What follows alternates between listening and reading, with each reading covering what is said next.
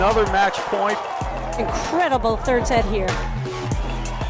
They changed their strategy a little bit and they fought their way back in.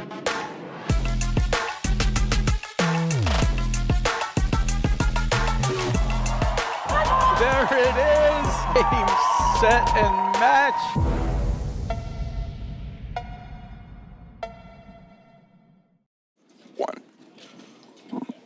Hello and welcome to the 2024-25 APTA Tour. We're live from the Hyde Park Country Club in Cincinnati, Ohio, bringing you the 2025 Midwesterns with live streaming brought to you by the APTA membership and our tour presenting sponsors, Volley and Corian. Tournament support has also been provided by the following local sponsors: Roto-Rooter Plumbing and Drain Service, High Grain Brewing Company, River Hills Bank, the Summit Hotel, Total Platform Tennis, and Taziki's Mediterranean Cafe, along with Viking. I am Patty Hogan, along with the one and only Will Komar, bringing you men's quarterfinal action between Tom Murphy and Ronnie Schneider up against Ryan Baxter and Danny Oakes.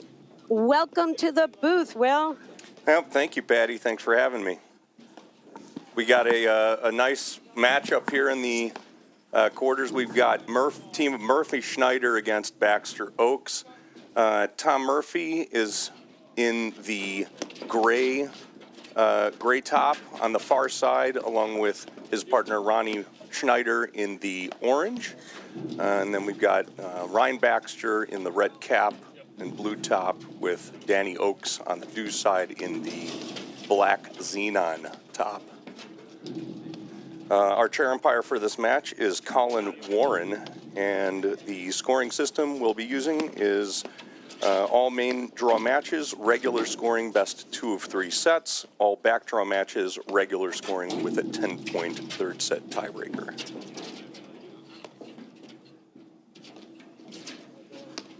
Well, it looks like a beautiful day in Cincinnati. I know that a lot of us had a hard time getting into town with the storms, but all the clubs did a beautiful job of clearing the courts. We have a little delayed start on air with us today because some of our equipment got stuck outside Indianapolis in the storm last night, but we're well underway. These guys, TPTC, know what they're doing, so they've got us going now, and we'll be calling the action for hours and hours, Will. Yeah, this should, in theory, be a slightly quicker style match, but I saw Ryan Baxter exhibit a lot of patience in his Cabin Fever Classic performance, so kind of curious to see where that brings us.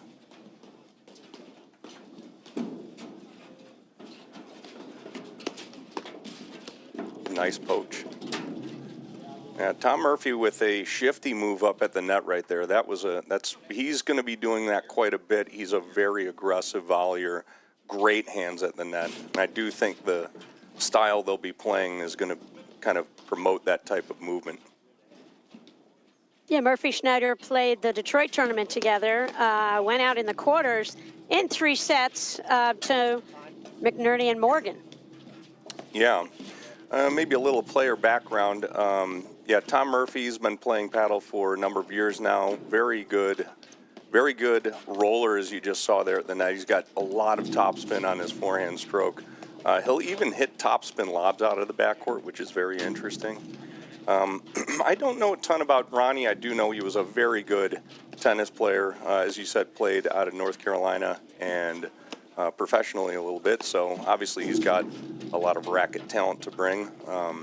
But I personally haven't played or been across from him very much. I've only seen him on one other occasion. I got a little intel from Tomas Christian on Schneider. You know, not only did he play pro tennis, he was ranked as high as top 300 in the ATP singles. That's not bad. Yeah, he played with Zach Held last year at Nationals, where they went out in the 32s to Ong and Steinman. He played Montclair with Tomas Christian. They went out in the 16s, but to Erdoya McNerney. He played with Tomas Christian in Charities. They lost to Ong Steinman there. Lost in the finals of the Colorado State Open with Zach Held to announcer Brian Fegg and that guy Eric West from Cincinnati. And they played Medina. He played Medina with Zach Held as well, where they went out quarters, Ong and Wagner. I mean, I think this match is a pick 'em because I think anybody could win it. Yeah, I Either think team. it's certainly interesting. I think relatively new pairings and a lot of racket talent on both sides. Danny Oakes also, really strong player from tennis, played at Valparaiso, and he's been getting a lot stronger at paddle. And we all know Ryan Baxter's been kind of a staple on the paddle scene for a while. Tons of racket talent, lots of firepower. So really interesting way to kind of match up, see how this unfolds. And this is a great opportunity for people watching from home to see some guys they don't usually see playing in these tournaments. And Midwesterns, obviously, great location for lots of these guys from Chicago. How long on a normal day is the drive in for you, Will? Yeah, about to Cincy? 5.5. As I was on the phone with you multiple times, I think my total trip was about 7.5, 8 hours yesterday, and a couple real nice ice patches right there. Saw a bunch of cars on the side of the road, but honestly, that's not atypical. I think in the probably 8 or 9 times I've been down here, that's happened about 50% of the time. Yeah. Hey, so Will, you're a stat guy. When you analyze matches, you call matches, you do that a lot. The stats never lie. What are you going to be looking for to keep track of during this match for everybody at home? So looking at some of the forced versus unforced errors, and just to be kind of clear with everybody, there's a little bit discretionary, subjective, but forced error would be something like you've got your drive in the right spot, you hit it into the correct spot on somebody's hip, and you kind of get them to miss a volley. Obviously, pressure off of overheads would be another way of forcing an error. Clean out winners, you don't expect to see that many, but that would also be kind of a way of forcing errors out of your opponents. And then, obviously, the core of this game is built off of unforced errors, and that might be one right there, although not a great angle to see exactly what happened on that block lob. He missed. Unforced error. Yeah, I believe so. That would also be an unforced.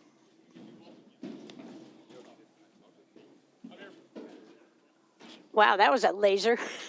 Yeah, a lot of firepower off the ground stroke wings. All 4 players have the capability of producing quite a bit of power off of both sides.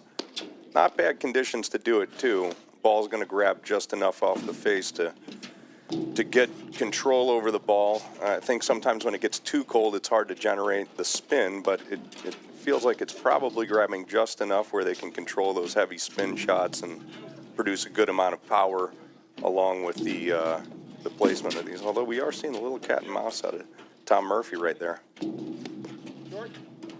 We talked prior to coming on air about the pace of play Ryan Baxter loves over his career. How would you describe Ryan Baxter when he's in his glory, playing at the top of his game? What was his style like? He may still be there. He really, in any given match, this guy can kind of take the paddle out of your hands. And you always have to be heads up as a net player because he has some of those short throw drives that can get on you extremely quick. And if you're not careful, you will get hit by it. I have been on several occasions.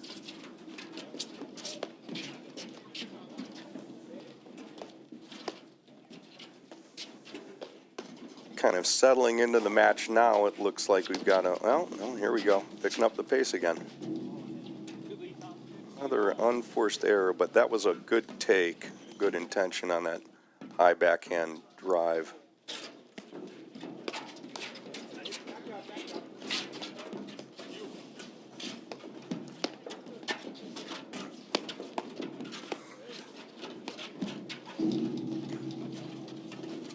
There's a nice cutter from Ryan Baxter. That is filthy.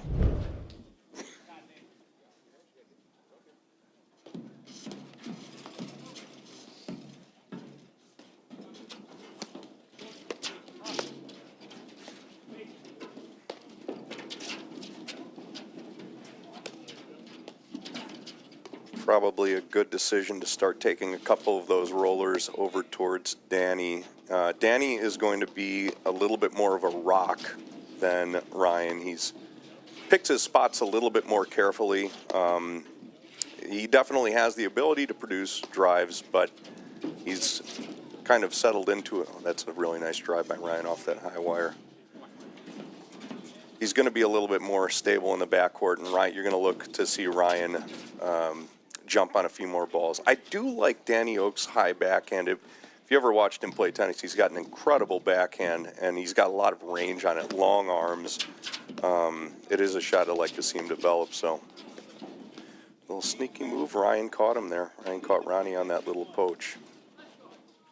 Just looks like a little bit, Will, in the early going here. Too early to really call it, but just in that game, Murphy, Schneider, like a lot of movement at their net.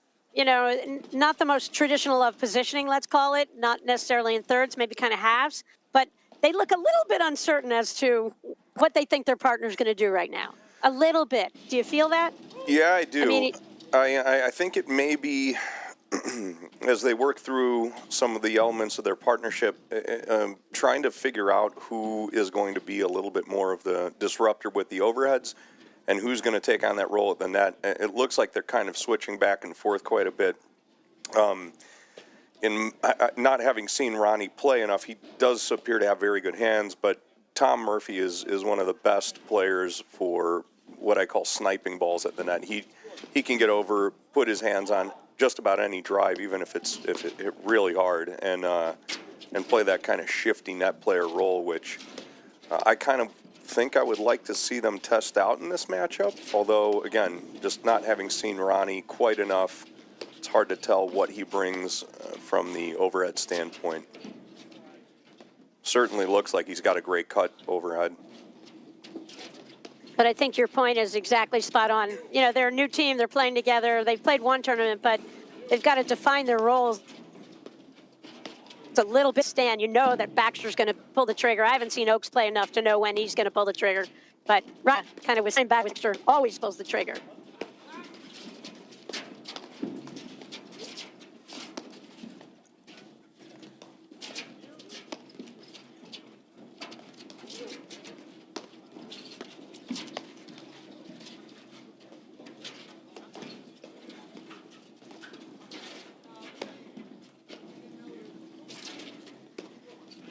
Nice series of overheads that he had there.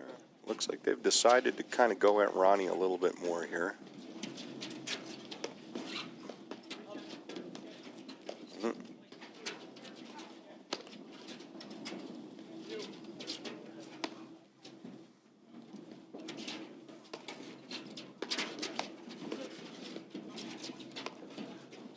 Going to see a few of those down-up overheads out of Danny. He likes to play pretty close. And nice cutter by Ryan. Here we go. A little bit of action. I've seen him hit about 10 of those this point so far. Very tall, very lanky, and those come in at a kind of interesting pitch.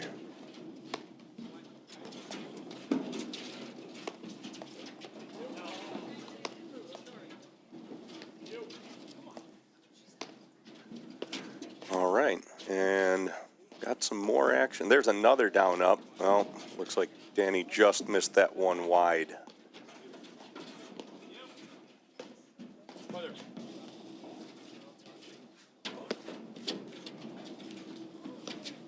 May have Patty out for a minute or two, so I'm going to take over the full-time commentary here.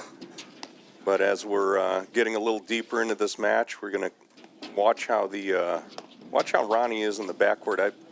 As newer players, even with a lot of skill sets, trying to figure out all of the different ways players are going to disrupt them. He has been doing a very good job being stable, producing some good quality lobs. I haven't really been able to pick on him that much. It's a different look.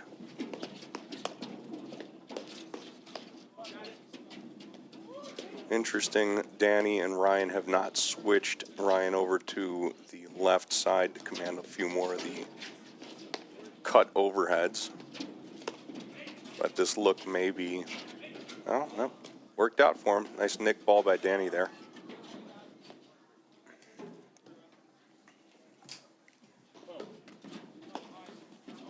play again, Will. Oh, there we are. I was Will, talking to myself. I just was taking a break. I didn't really know I was going to, but my I just lost everything for a second, but I'm back.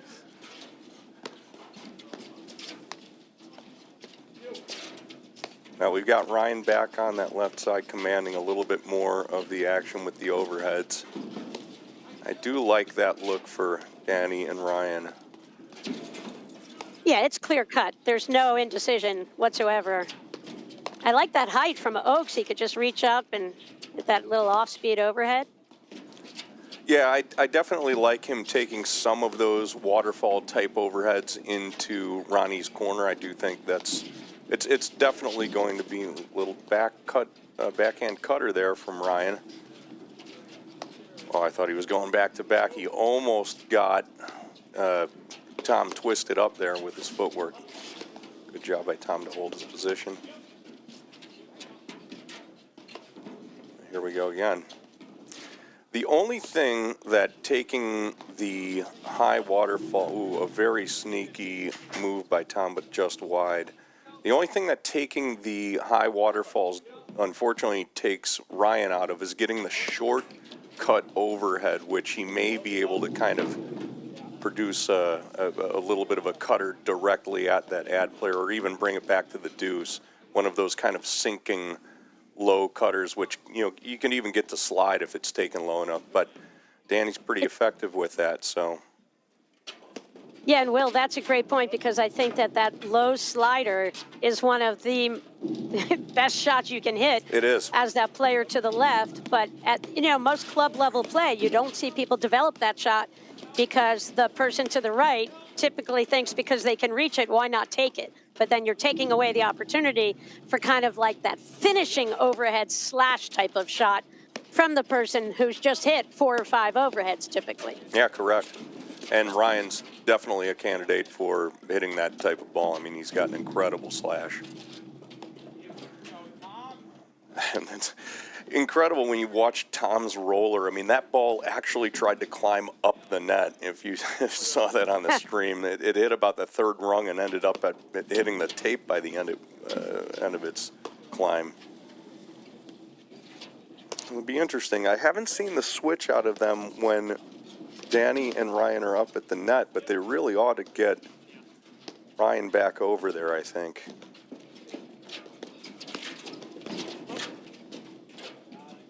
Well, He should have probably let that ball just go through. Eh, Coach? yeah, I do think they had an opportunity, maybe 2, to get switched, and again, didn't take it. So it's something to keep your eye on.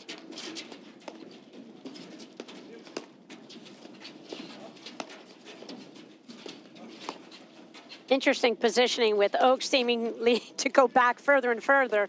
And Murphy, did you see that? He just kind of sensed the big opening in front, and I love that forehand, a little off speed, just dipped, and Oaks didn't come up with that volley. I think that's a huge thing for players to recognize, Will, when, one thing is when you have that player on top of the net. The other thing is, when you have that player way off the net, where Oaks was playing, hitting the ball hard increases your chance of screwing up the shot. And I know you're keeping unforced errors, but that's a good way to pad your stats on your forehand drive percentages. Off speed, little dippers.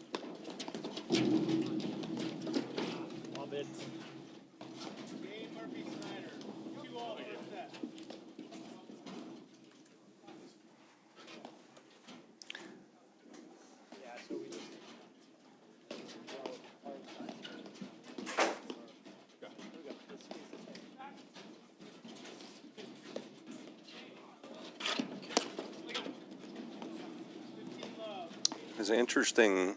Danny tried to get around that one. I do like him hitting his backhand and kind of keeping his position just a little bit more there, but enough movement maybe on Ronnie's to try to take it with his preferred side, which I strangely don't think it's his backhand, but it really, he has a great backhand stroke.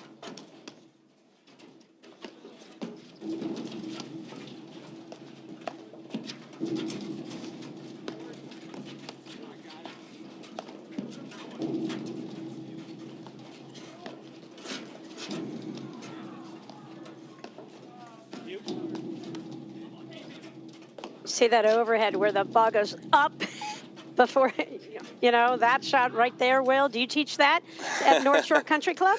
To everybody I can get my hands on. These are good quality lobs here. Doing a good job of creating a little bit of movement at the net. It's the first one they've really been able to attack here. Although a good barrage of rollers from around the service line as well. So kind of pinning Danny at the moment. You can see Tom getting very shifty with his movement up at the net. Oh, I love that cutoff. That's one of the best moves Danny, as I've played alongside him a few times, can make. He's very long, and if you try to get that ball outside of his zone, I mean, on top of being 6'4" and good looking, he's got that extra reach. So that's a pretty tough ball to sneak by him. Yeah, and Murphy, was kind of going into some different looks there, almost had an I formation look, and that's where Schneider's going to have to protect him if Murphy's hanging there. I think Schneider needs to hit a ball away from someone's ball of life spot, I would call that. Yeah. I haven't seen Oaks played, but he pretty much loved that high forehand.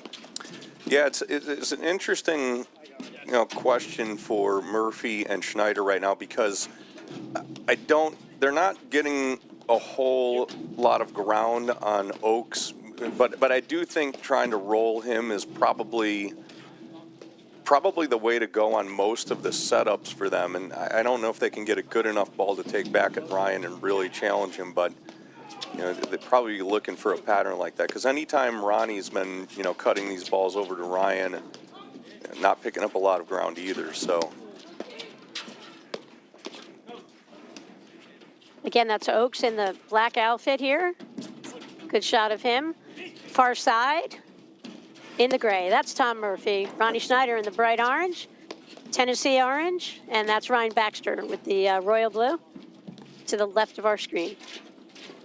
Ooh, tried to sneak a little dipper and make a move on it. Always a little bit small on the margins with a play like that, but I do like the idea. I like the idea if he just took it toward Baxter a little bit more. He didn't have to hit such a great wide angle because he had Baxter way off the net. Yep. I haven't seen Danny get too greedy trying to stick his hands in on volleys, so unforced error there from Daniel, but an opportunistic take.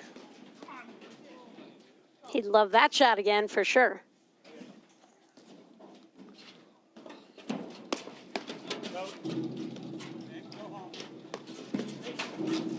Okay, so they have Tom and Ronnie have been getting Ronnie situated on that left side.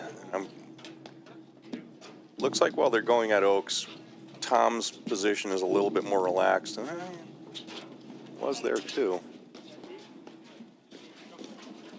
Kind of feels like with Murphy, it's almost like he's trying to control the court from that position to the right, which is much more difficult to do than when you're the guy to the left from, as you are standing next to your partner. Yeah, again, he really he is a major disruptor when he plays that close position.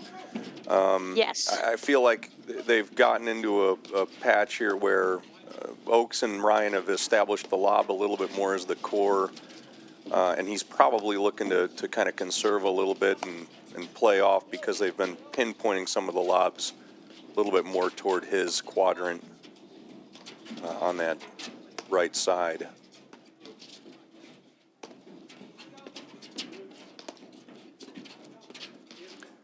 You can see Tom trying to prod that ball into Danny's quadrant there, trying to elicit that down up over it, keep it away from Baxter's cutter.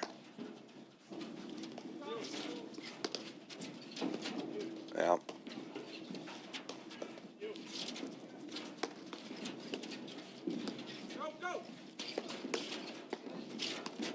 Great hands.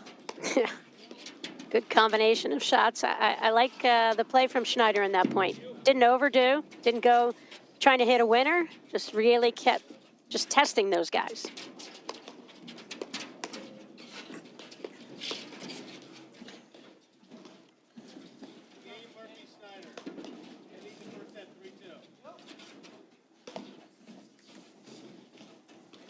Will, how about a word from one of our sponsors? Yeah. So, did you know that volley has thrown 5 million balls to players working on their game? It's probably up to 6 now. You shouldn't get left behind. Get your reps in with volley. Whether it's day or night, you're in control of your training. Volley offers world-class training on demand, helping you sharpen your skills and level up your game, whether it fits your schedule. Ready to join the movement? Start training smarter with volley today. We have a volley machine floating around. Actually, there are a bunch floating around the North Shore now. And our club at North Shore Country Club are looking to grab one for next season. It's a great piece of equipment, really fun to use. Ooh, look at this. And Will, how many people you coach who say, come on, get out there, use that machine, you need the reps. You know, they get the intel from you and the great coaching tips. Well, they get their coaching from Rusty more than me. So, I mean, the great thing is we have a special guest. Rusty Seams is here today. You were so nice to bring him from Chicago, and it was nice to have company. Welcome, Rusty. Well, I'll tell you, he was a load on the ride down, though. So, Rusty, I have a couple questions for Rusty Seams. I don't know if you guys know Rusty Seams, but if you don't know Rusty Seams, sometime when you're not watching Paddle Live, go to YouTube, look up Platform Tennis Files, and you'll get a different take on lots of the coaching tips from top pros around the country. And Rusty, I mean, I can see Rusty right there. He's got his Argyle sweater on and cords, even though he's here only as a spectator, not teaching. Welcome, Rusty. Yeah, glad to be here. Well, I think you should be glad to have me here. You know, I am thrilled to have you here, Rusty. So, Rusty, a couple of quick tips for people at home who want to lower their PTI.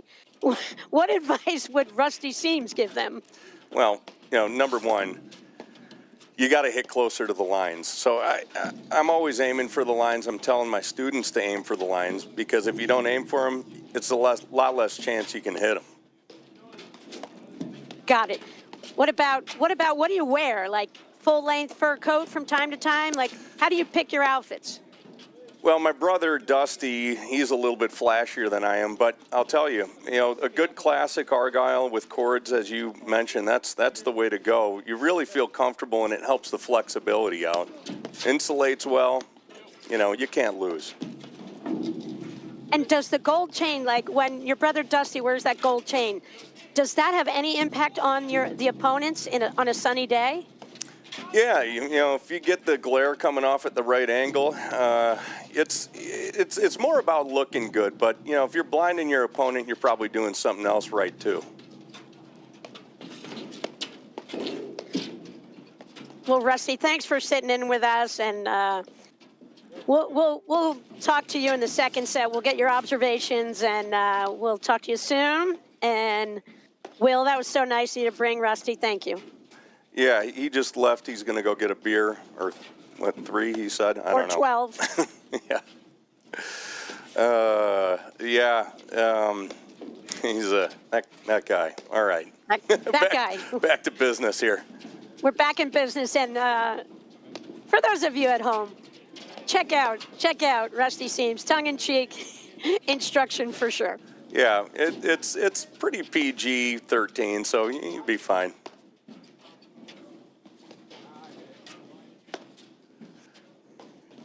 All right, we settled back in again with Ronnie on this left side. I'm curious to see Tom start putting a little more pressure on the net. He's been a little bit more selective. That was a nice little slippery underhead there. Do you think Schneider and Murphy talked about going with the Lycra underneath with the shorts today before as part of their strategy? I've seen a lot more people use. I've never actually worn those myself. I'll wear some kind of undergarments if it's really cold out. But I've seen more and more guys using like calf sleeves and kind of compression wear, which I guess if you're moving like they are, you probably need every bit of help you can get. Look at the speed Yeah, of, he's really of Schneider. pressuring. It's He's so been doing fun that to quite watch a him. bit. Yeah, great tracking by Tom Murphy there on the mini. Yeah, Murphy was like, "You're not the only fast dude on this court."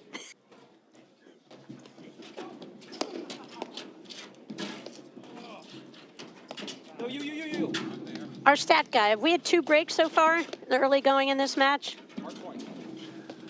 I actually am not keeping track of breaks, and I'm behind on our stats right now. Okay, well, there's a lot to think about when you're doing this. So, and it's distracting. I mean, anytime Rusty Seams is sitting next to you, it's Well, distracting. he was bugging me the whole time. I know. He just kept pulling on your sweater.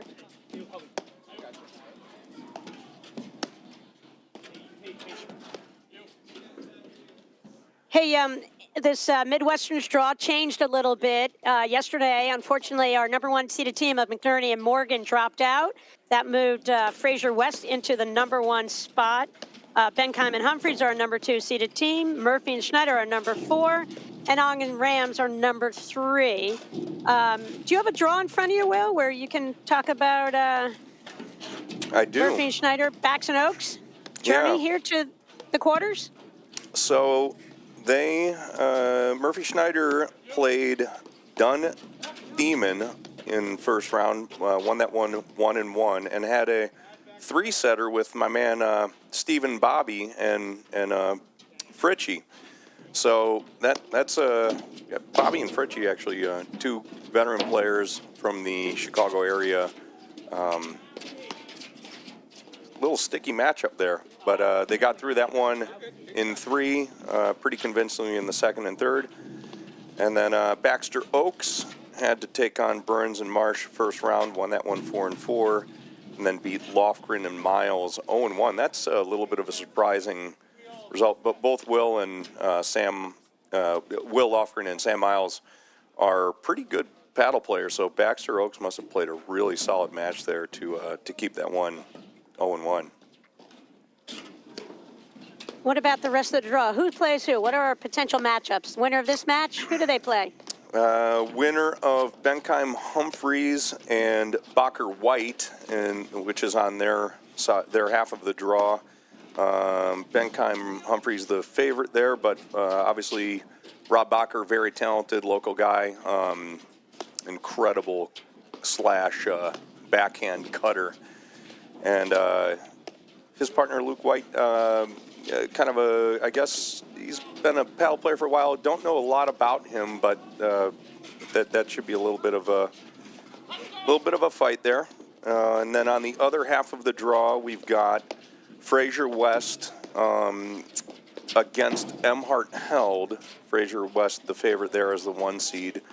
And then Ong Rams against Cotet and Zerbib. Ong Rams, the 3 seed, favored there.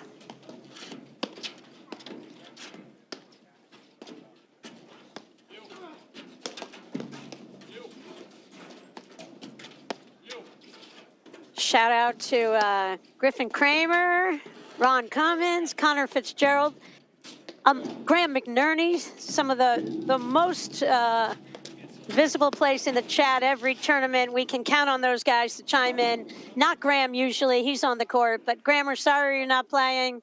And Graham, or anybody, if you have any questions for Rusty Seams, throw them in the chat. And when Rusty comes back from staying, at a nice level of hydration here at the Midwesterns, we'll get him on air to answer your questions.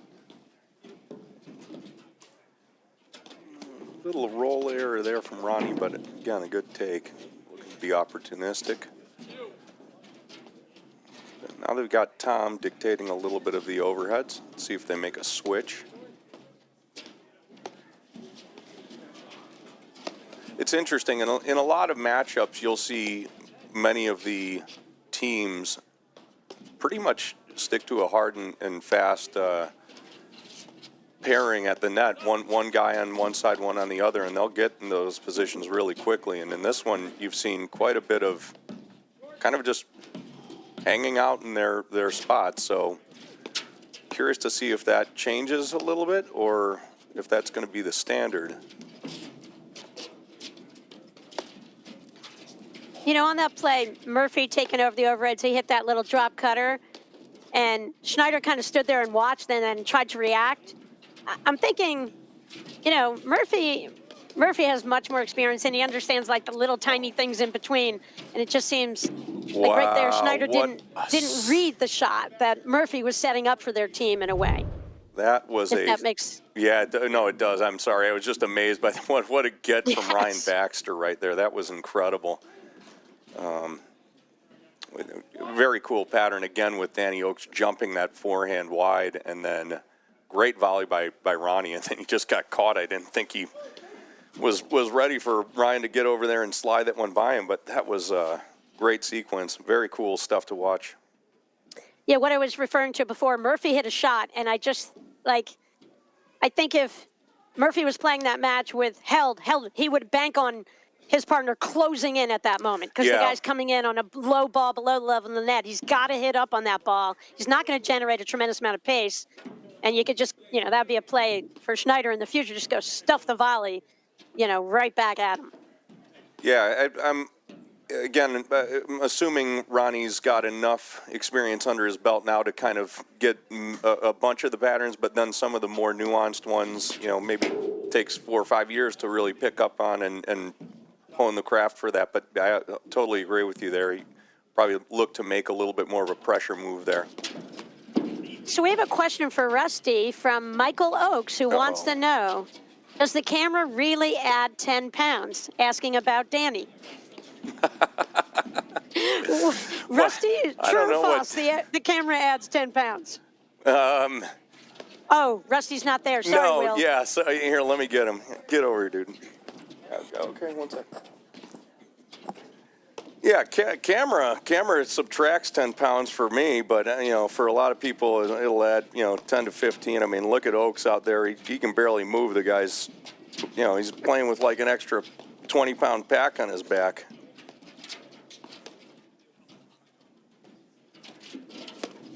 I think it's incredible, actually.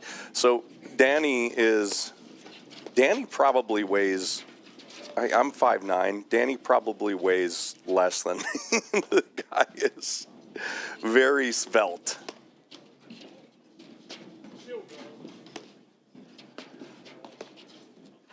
Ryan Baxter's gone to short sleeves, so he means business now. When the guns are out. I don't ever see Baxter going with the Lycra short looks. Do you? Yes, I don't, but I've seen so many people wearing them. I can't discount anybody now. That's a nice roller locked into that back screen. Tom did a great job to shovel that out. Very casual move there from Danny, but Tom and Ronnie staying pretty stable back there now.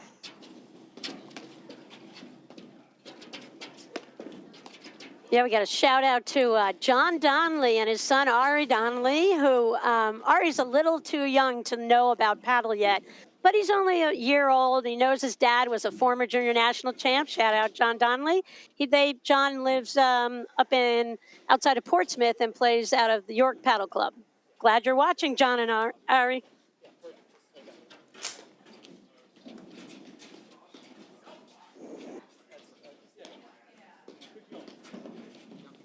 Will, when did Rusty start playing paddle? Like, did he play as a kid? Any junior nationals appearances for Rusty Seams? Rusty was born with the paddle in his hand, and as legend has it, he beat his parents in a friendly match and and was subsequently disowned for a while. But he's. No, he got it at an early age, got the bug, and then he was taught by a lot of local legends. Howie Sipe got him at an early age. Oh, perfect. Hall of Famer Howie Sipe. Yeah.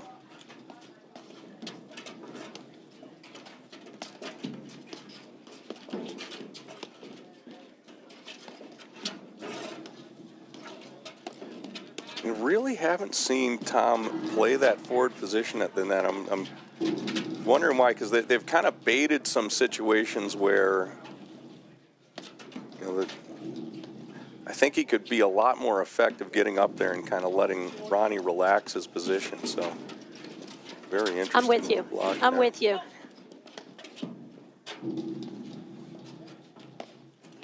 It's kind of a critical juncture here in this first set, too.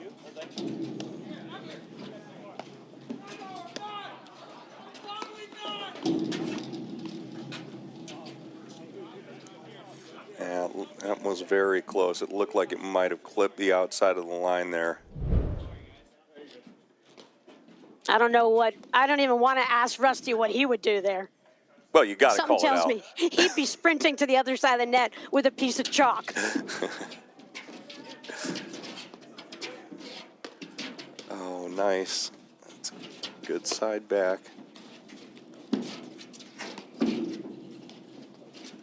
Hey, we have one more question for Rusty from Colorado Platform Tennis. Is All right, Rusty still right there, Will? Yep. Right here. Okay, good. Colorado wants to know, what is the key for you, Rusty, when you're playing in the third round of a backdraw match and no one's watching and no one cares?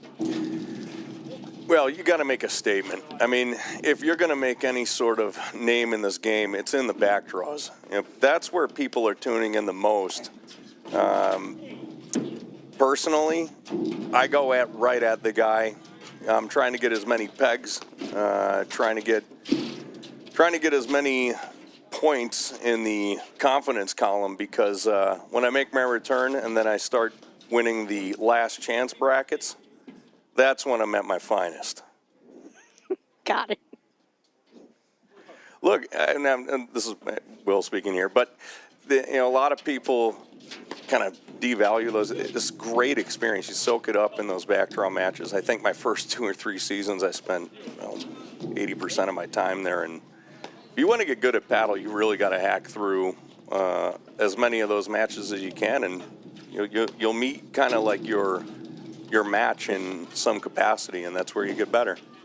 Yep, and there's 19 tour stops in the APTA Tour, and every match, every tournament entered, every player, every team is guaranteed 3 matches, no matter what. So the backdraws are huge, and for a lot of players, it's really how they learn the game, because they might, come up against one of the higher seeds and get it handed to them quickly, but then they find their level of play, as you said, and then that's going to build their confidence and their skills.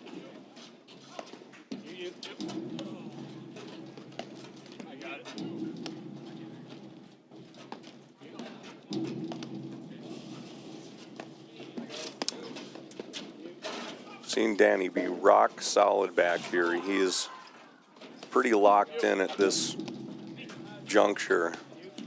Does not want to give up a free point. This would be great for these two to close this game out right here. And Murphy, Schneider are also, I think, playing a little bit more conservatively than they had. Ronnie's still using that roller pretty liberally, I guess.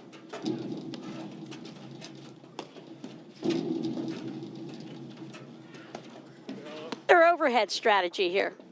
Will, have you figured it out?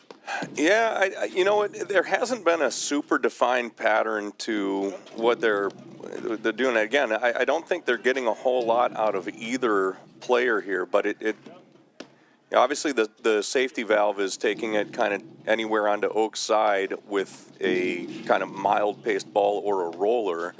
And you're always kind of poking the bear when you go at Ryan. You can't leave balls in the middle like that for him. He's going to gobble those up. And there's the sequence. He got the first one, extracted a little control of the next volley, and then was able to put that one away. Yeah. I think Oaks, no matter how the camera adds pounds or takes away, I think he's playing a real solid set here. I've never seen him play before. And he seems like he's very comfortable kind of playing the role alongside Baxter and, making very few unforced errors, giving Baxter, every chance to just keep swinging away here. Yeah, certainly in the backcourt, he's a very good complement, at least in this matchup. You've got stability, and Ryan's able to kind of pick his spots pretty well, and been doing a very good job of measuring his drive as well today.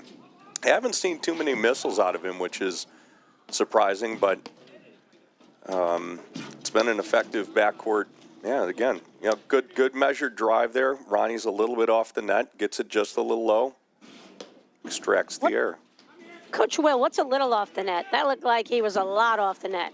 Yeah, it's tough. I mean, in some of these matchups, I see guys tending to play halfway between that service line and net. And honestly, when players are lobbing effectively and you want to cut down on some of your workload, you got to pick your spots on how deep you play. You can't be going back, 8 feet for overheads on every single one. You're going to burn out. So it's a little negotiating, I suppose, but it's, there's the move by Tom. I kind of want to see him do that a little bit more.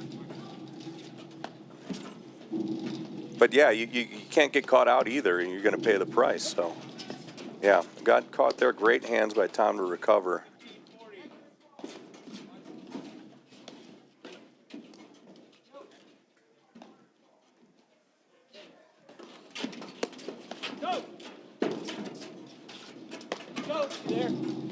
Got 2 set points here for Baxter and Oaks.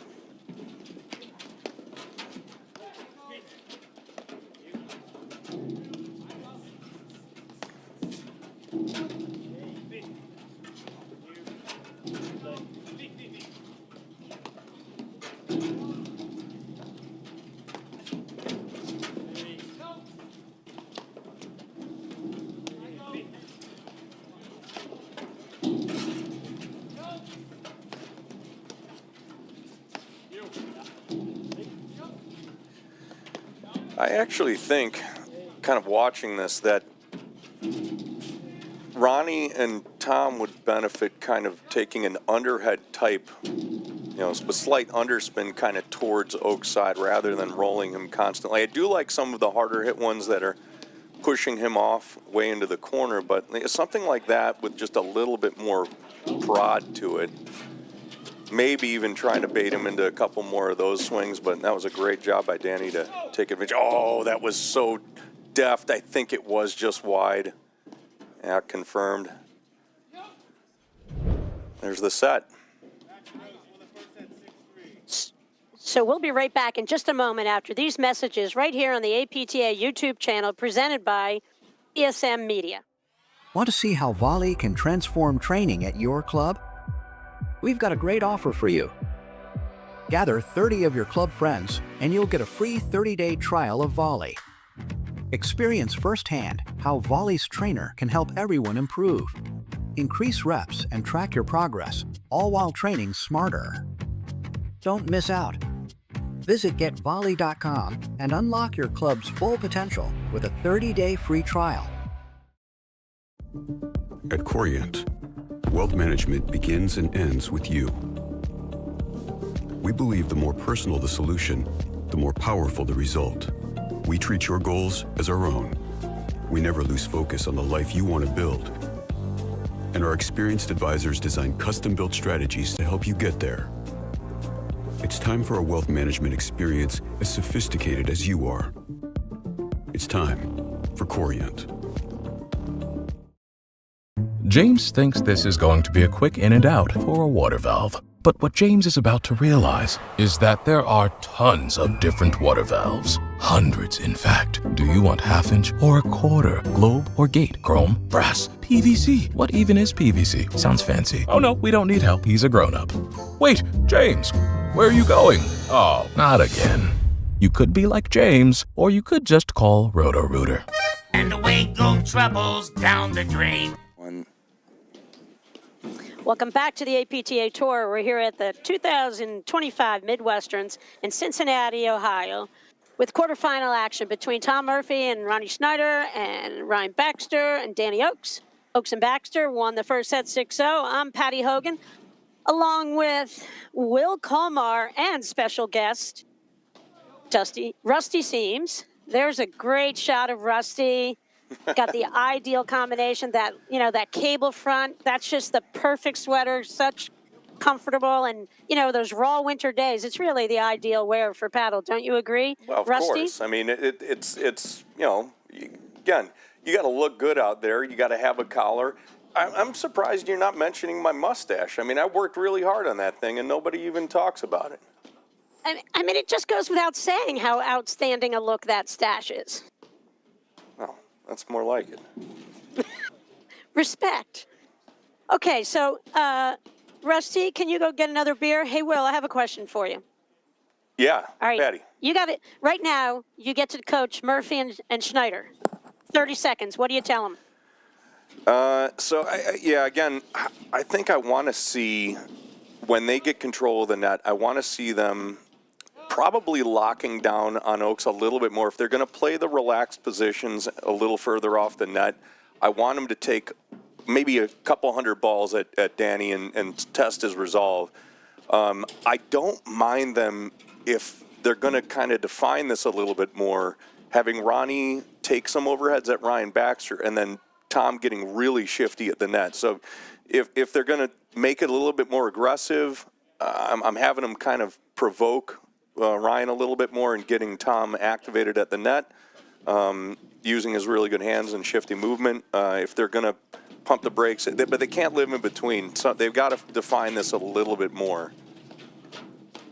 In the backcourt, I don't think they need to change a whole lot. Just execution, couple decisions on the drive, but honestly, I think their patterns are okay. How many volley errors have they missed in the first set compared to?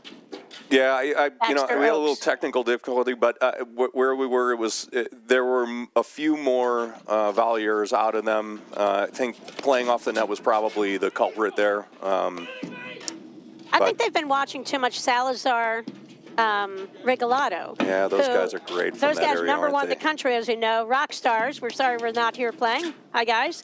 But, they get away with it. They have such phenomenal hands, and they play it a little differently than you see a lot of teams play it, and it works for them.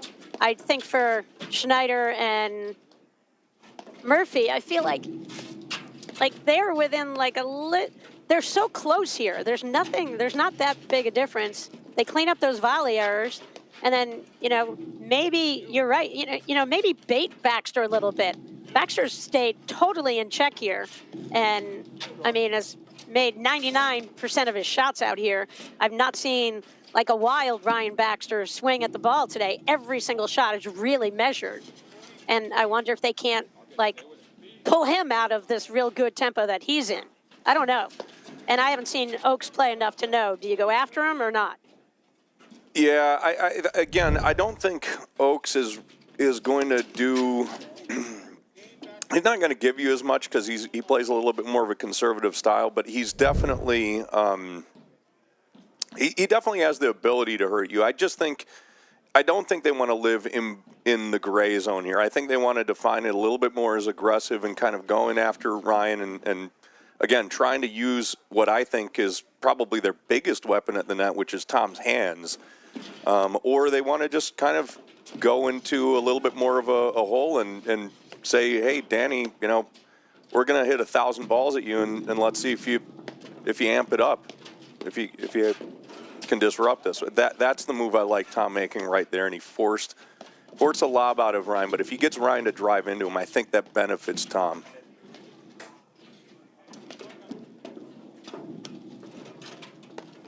Tom, Tom's a big guy out there, and I was so impressed watching him play a couple times, and just watching his quickness, his hands. I feel like he's got almost every part of it, and I think he's a really, really good paddle player. Yeah, he's very solid.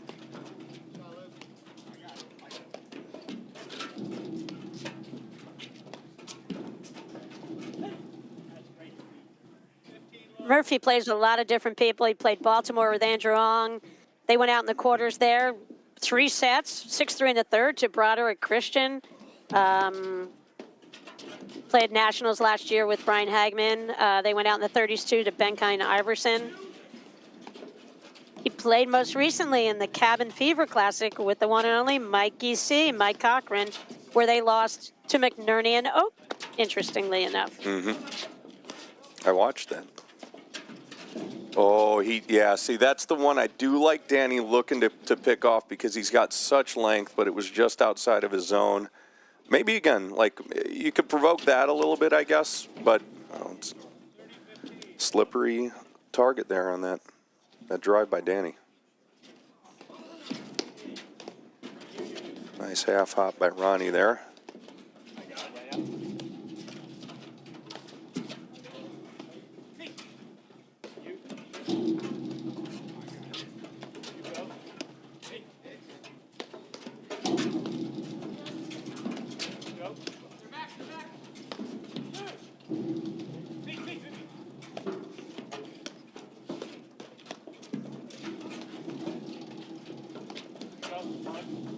Next weekend, we've got another Grand Prix. We go to Boston, Will, next weekend. Hopefully, McNerney and Morgan and all the other top teams will be there. It'll be a great weekend. Ton of matches live streamed all day Saturday, all day Sunday. We've got the Ridgewood Classic coming up in New Jersey. It was formerly known as the Atlantic Classic. Real strong event held in North Jersey by the one and only, directed by Louis Vauclair.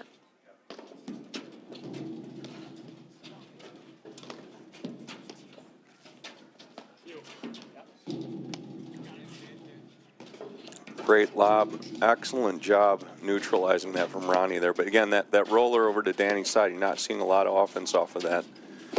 Ryan inserts himself again here. These are the patterns I think that really hurt Murphy and Ronnie right now. Is letting Ryan get his hands on that forehand right through the middle. I've seen him take advantage of a number of those opportunities and either throw them into transition or generate errors. So I do think Murphy and Ronnie want to be at the net there, or want to be at the net for as much as they can this match too.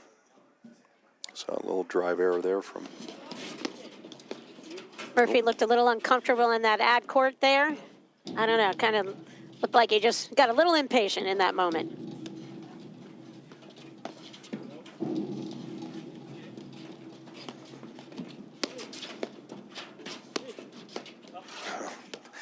I don't know how Ryan hits some of those drives. That's an incredible ball from way lower than the net. Those are things you would tell people just not to do. Well, Rusty would tell you to do it, but... Right. Hey, we actually have another question for Rusty. Is he back from his break? I can get him. Okay, why don't you get him? All right, what do you Rusty? want now?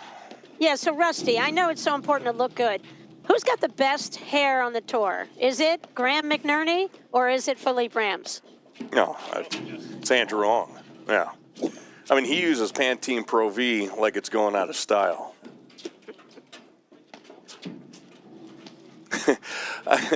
Andrew has incredible hair. It's very thick. And he's always like twirling it or something. Andrew, what are you doing with your hair, buddy? Yeah, see, I've only seen the man bun. I haven't seen it down in full glory like I'm used to seeing with Philippe and Graham. That's a really tough ball again by Ryan. That would be a forced error, although Ronnie might want to, it's hard to hold your position there, feel a little bit defensive, but Ryan just had him pinned in multiple ways there. Great drive.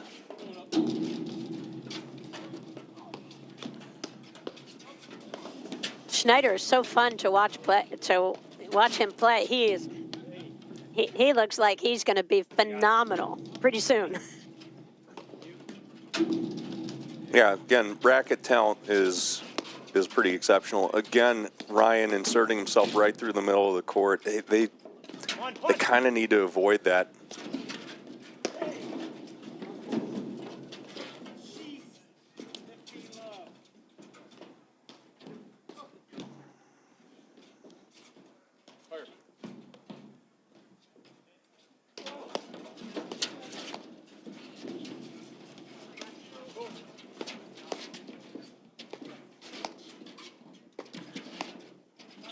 Barrage of forehands from Tom. Not getting very far with Ryan, though, and a great job picking that one off from Danny Oakes again. Right there. See that little shot? He covered that ball. You know who that reminded me of? Hall of Famer, new Hall of Famer, Mark Parsons, going to be inducted, I believe, in April into the Hall of Fame. So I'm comparing Oaks to Hall of Famer Mark Parsons right here, right at the beginning of his career.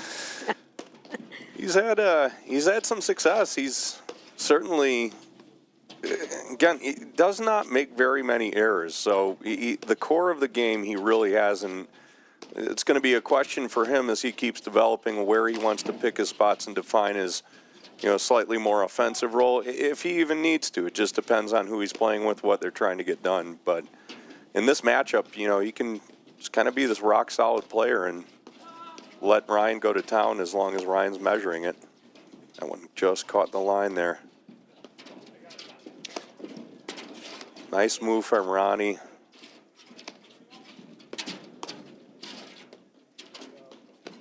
Very few volley errors from Baxter Oaks here. Although, I feel like they have, I don't know, I guess they've been a pretty equal amount at the net versus the backcourt. Little cat and mouse, again won by Baxter.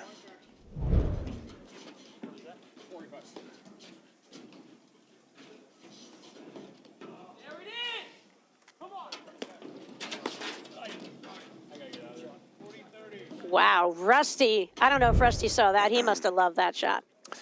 That's a bullet. We call those bullets. But you know what? It's funny because Ryan's probably still owed about 5,000 of those. I'm sure.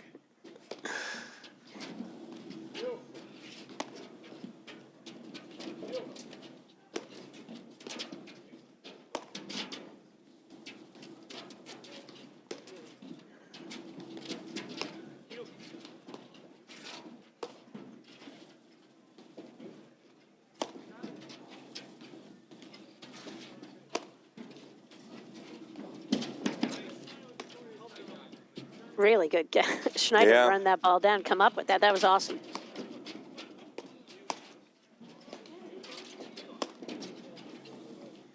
He's going to get in trouble trying to jump Oaks' wide overhead here. I mean, it's a good idea in theory, but with his leverage and angle, like that's about as good as it's going to get, and that's a very difficult move to play. I think he's better off just trying to pinpoint his lobs down the line here. Get that flow play shifted a little bit more over to Tom. So again, kind of almost got him into more trouble there than it benefited him. So I like the idea, but I don't know that it's the right move here. It'd probably have a little bit more success doing it off of Baxter's overheads.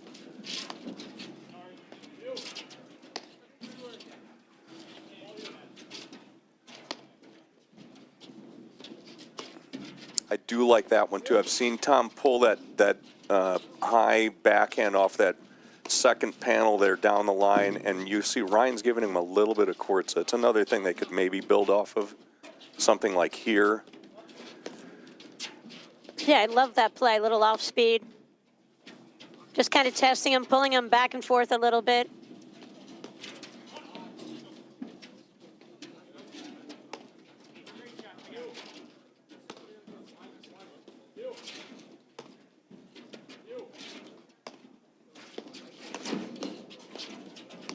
Yeah, he's starting to drag Ryan around a little bit there, and again, hopefully they can find that pattern and tamper with it a little bit, because it looks fairly effective.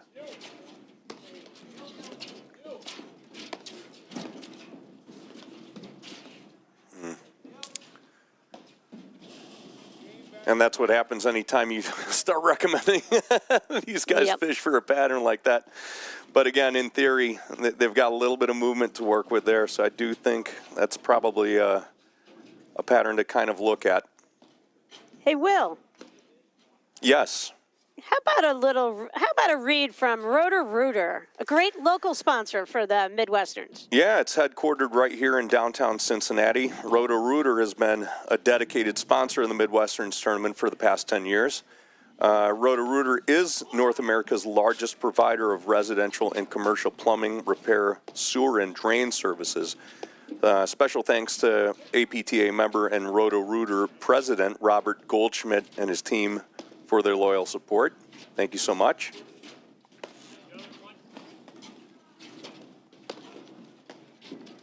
So Baxter Oaks, total control here. Ooh, So got I a think little it's a wire good there. time That to was bring Rusty back into the booth.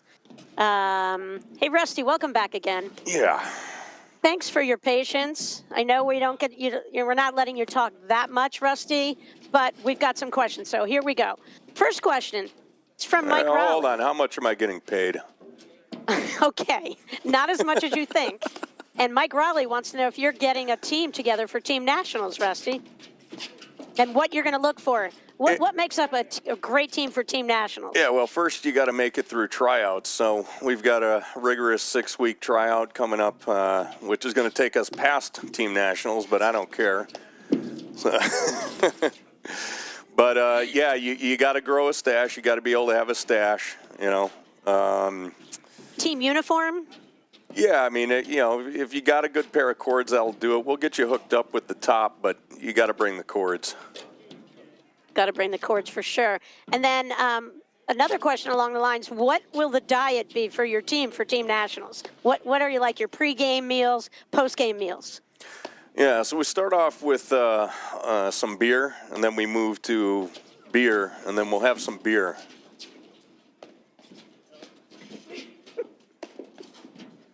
Okay, Rusty, you got me cracking up here. I gotta keep it together here. Okay. Is there any particular carb kind of loading beer? is one of the most important things you can do in this sport, as everybody knows. I mean, it's science. Absolutely.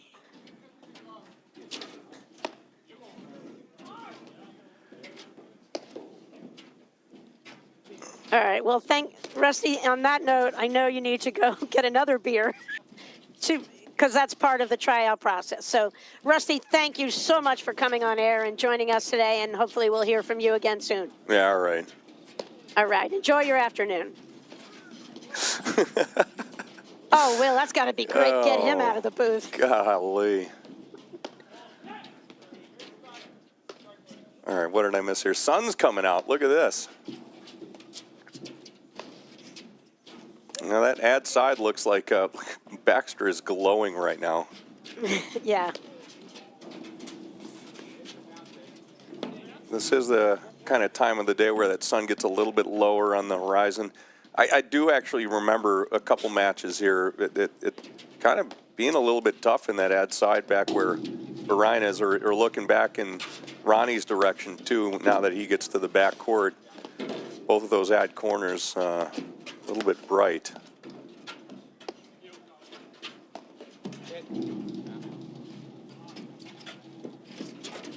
Right in that spot? Yep. Ryan could not. Baxter had no shot at even looking at that ball, taking it out of the air. Hey, look how long Ronnie's shadow is here. Oh, yeah. That's a really good play. Haven't won a ton of those, but with their hands, with the caliber of their hands, I don't mind them looking for that. No, and I love the close after the shot. I Yep. mean, you got to close. I think that's a great tactic for them. That one was a little bit sun-related, too. Ryan's underhand serve, he's been using it throughout the match, which I love for him because, again, he had no idea where that ball was. It's been a very effective. Nobody's really been able to take advantage of it, and I think he's got the ability to hit a great cut serve, doesn't need to.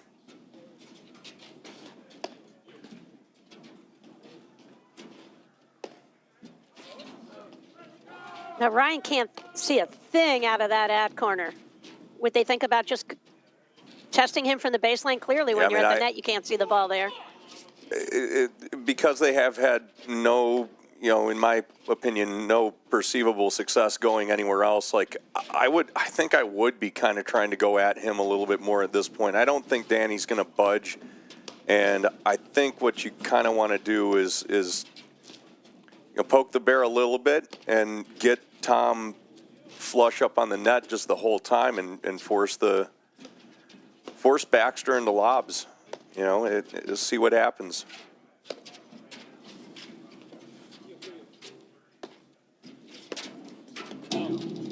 Don't know if I would do it like that, but case in point, he's going to at least give you something. Yep. Danny's not. Oh, boy, here we go. Here it comes. Yeah.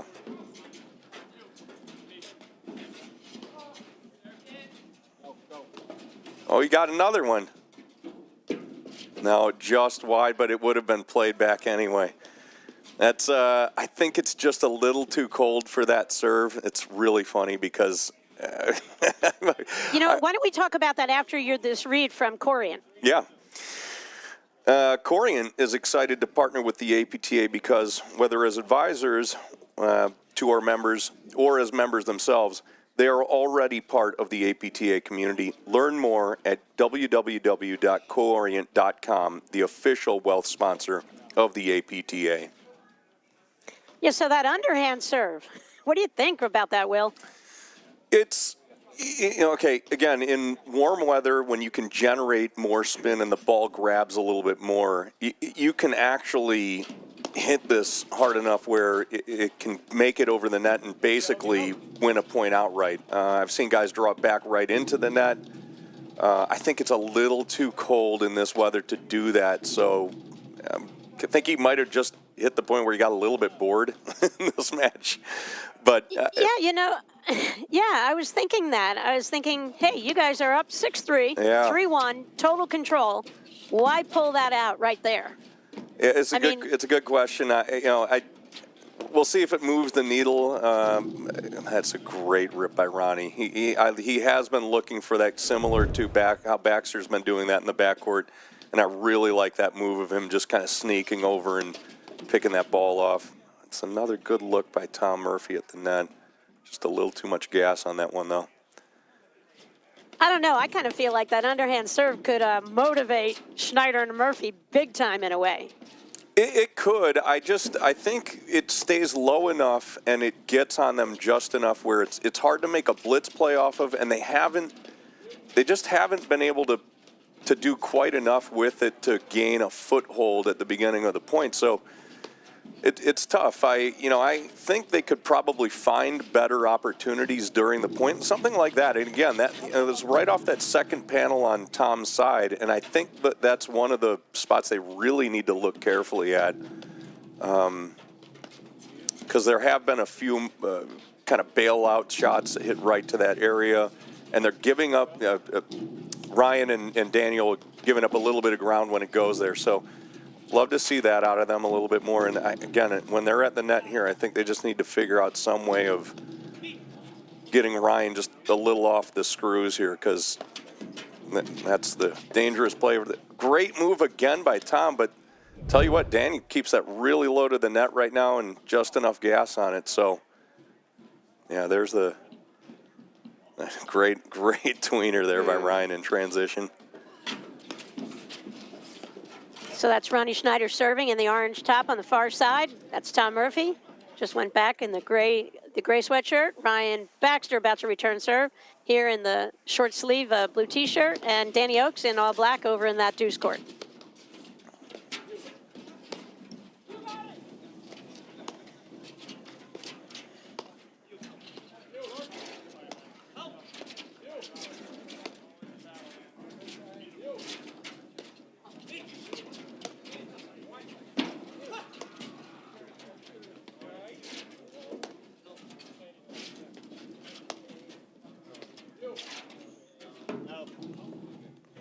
A little bit forced with the lob. I do like him going down the line and trying to get a little bit deeper over Danny's head, cause that shift at the net. Tom, I like Tom making the move. I'd like to see him do that midpoint more than right off the return a serve. It looks like Danny's just getting too good of a bead now on the return. Yeah, something like that. I think they're kind of searching now for for the opportunity, because I think they know if they hold in this pattern, it's not going to go very well for them. But trying to shake it up at least, it can respect that. Almost got him again. You were right. You said Oaks is giving nothing away, and he is playing such a solid match here. Really fun to watch him play.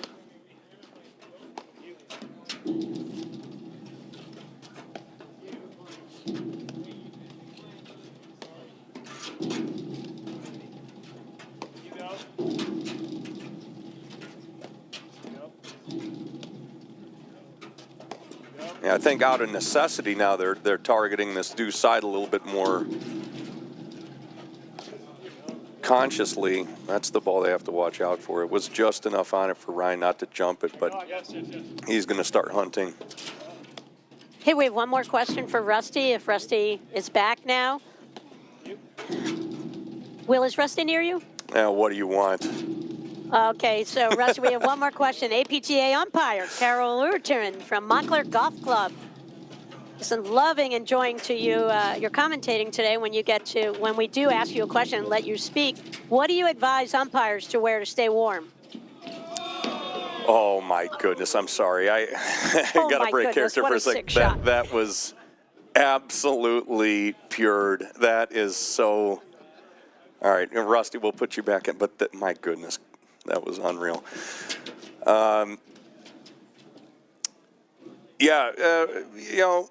Honestly, I don't care about the refs. All they do is get in the way of the match anyway. So what are you asking me about what they should wear? I don't care. They should wear whatever it's going to take for them to get the line calls right. You know how many times I have to deal with these guys? What they should wear is thicker glasses. Great move by Tom right there. That's what I'm looking for. Thank you, Rusty. Rusty's crabby today. Yeah, Rusty really didn't get a good night's sleep last night after that car ride in. Yeah. You must have put him up on the top bunk.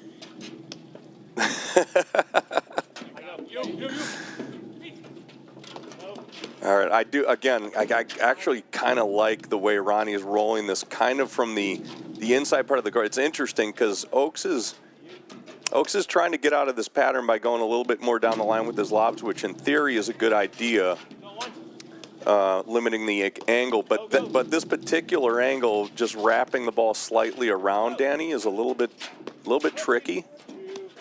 So you can kind of start riding that side screen if it gets through enough. So again, slightly different pattern than before, but we'll see how it works out. I don't think you can see anything there out of that one. Speaking of the umpire, do you think the umpire can see looking into that? Oh. I mean, it's tough on everybody.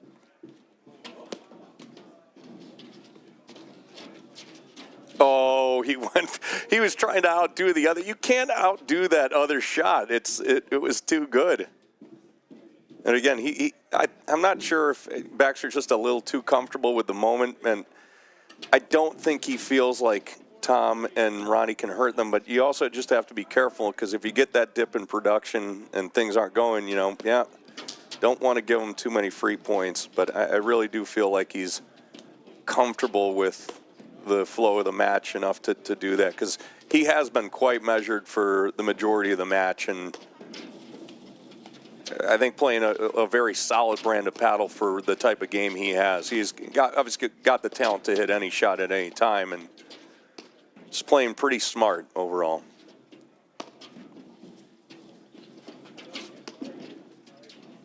Hey, Will, we like listening to you, but I've got another question for Rusty. Are you ready, Rusty, again? Yeah, what is it? Rusty, what do you think about pickleball? Next. Okay, thank you.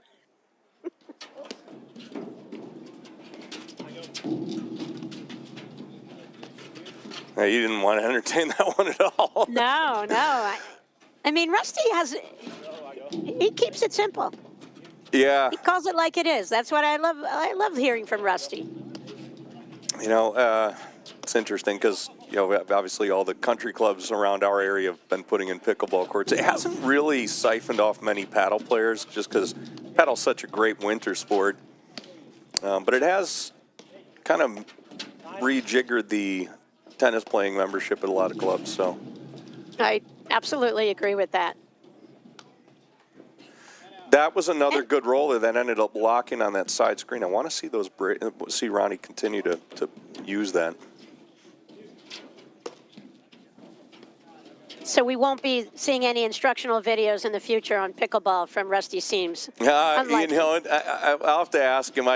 He's kind of a sellout actually, so he may do that, but it would only be. You'd have to ask him, but I could see him doing something like that and it not going very well. Oaks can generate such an immense angle with his reach there. And you look at the way he hits it; it's just this long, wavy stroke too. It's kind of hard to get a read on exactly where it's coming off the paddle. Yeah, he takes it back so low compared to a lot of players who simply kind of pull it back behind their head. Yeah. Good move by Ronnie again. Yep. Okay, well, this just got a little bit more interesting. A couple free points, and all we need is one break to get this thing back on track here for Murphy and Schneider. Yeah, I just feel like when Baxter went with the two underhand serves, at that moment, things seem to have shifted. Oh, the underhand cut? The underhand cut serve. Yeah. Yeah, not the sidearm thing, the underhand cut. Yeah, I think he gave him a game there, and then this last one, I think there were maybe two unforced errors that were a little bit too comfortable. So let's see if they tighten the ship here, although now they're going to be on that kind of sunny side, so. Yep, advantage Murphy Schneider in this game, and that's Tom Murphy about to serve. With Danny Oaks about to hit that return out of the deuce court. Ryan Baxter's in the ad court, far side. And in what looks like an all-white outfit right now, Ronnie Schneider. And Tom Murphy did not want Ronnie to hit that last shot.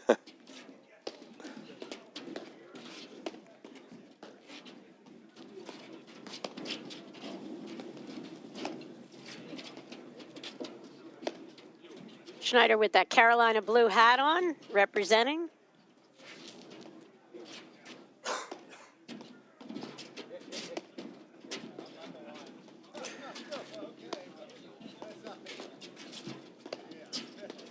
Yeah, it's interesting now because maybe the pattern, because of the sun, is going to shift a little bit more over to Ryan. But they had some success in the previous setup going after Danny with a few of those kind of head-on rollers, like kind of like this, but a little bit more aggressive. Yeah, something like that. But now I think there might be a temptation to bring it back over to Ryan. See if they can get the sun as a factor in there.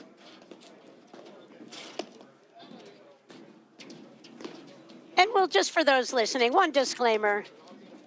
Rusty Seams, our friend, a lot of his advice for people is tongue-in-cheek, so we hope everybody takes it that way. Yeah. We don't want to cause confusion here. Yeah.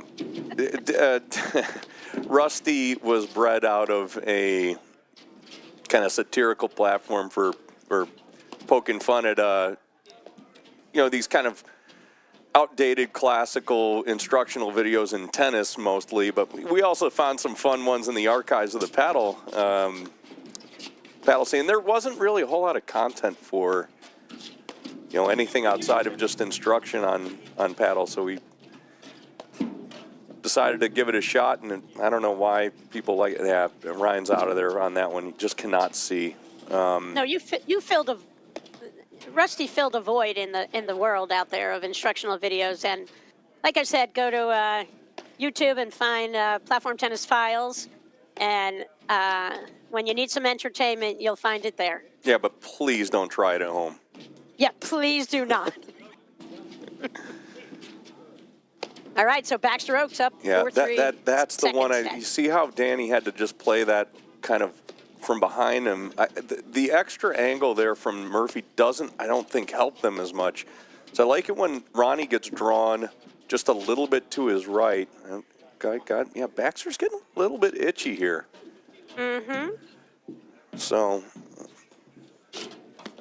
but I do like them throwing a few of those rolls from the straighter perspective around Danny's left hip. That's not bad either, actually. It caught him on the right hip, but it locked nicely into the side screen there.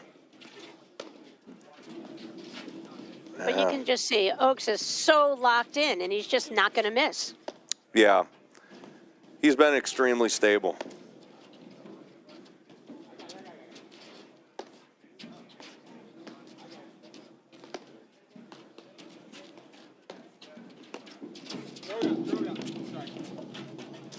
Uh-oh. Oh, Go, Tom, go. I think it crossed the plane. I'm almost positive it did, actually. Yeah, because Tom didn't put a swing on it. And so the rule, of course, here is that if that ball crosses the line that is on line with the net post, you actually lose the point from Ryan's perspective. So that's a point for Murphy Schneider. A little too strong. What if he hit that ball and he missed? Well, the rule is the rule. The umpire would call it. Correct. Yeah. Okay.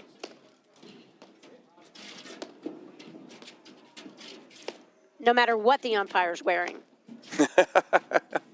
Well, it depends if you slip him a 22. I mean, Rusty loves doing that. Another good roller, locking it into that side screen.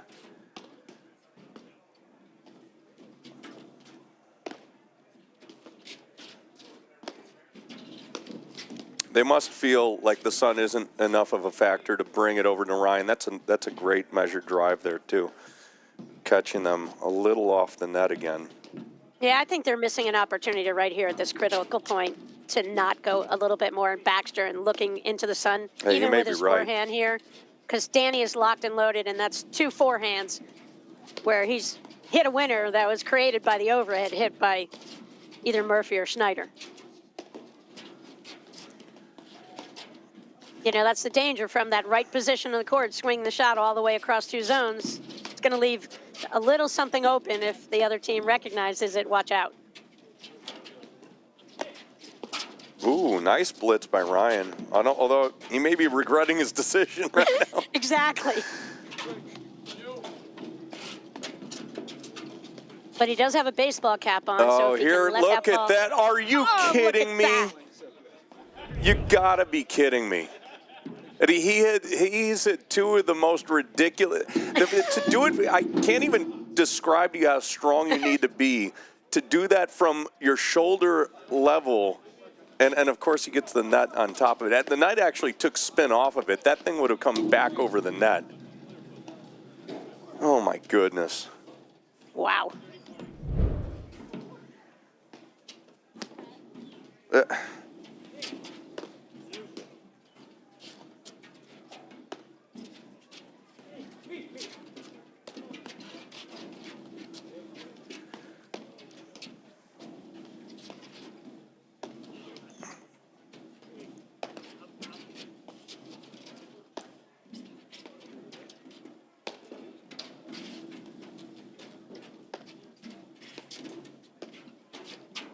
Yeah, I'm starting to agree with you a little bit more. I think the focus would benefit to shift a little bit more over to Ryan in general out of this position.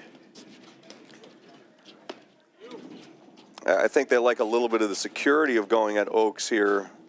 They haven't found quite enough of the right ball to really. Again, I like that one in theory. Starting to draw them out, but they're just not getting enough back from it.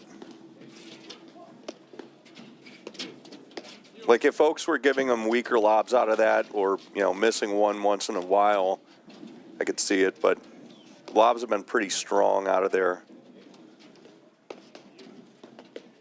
And Oaks isn't missing. Yeah. Bottom line.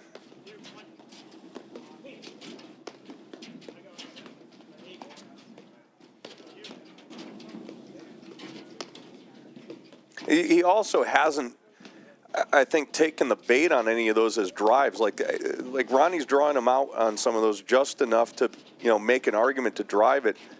And then he's always flush up there, but he's not getting the ball to him. So it just resets and nothing kind of evolves out of it.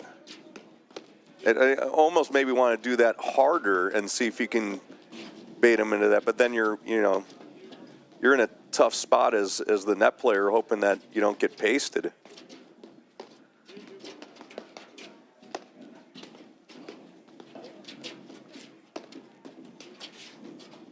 Good reset.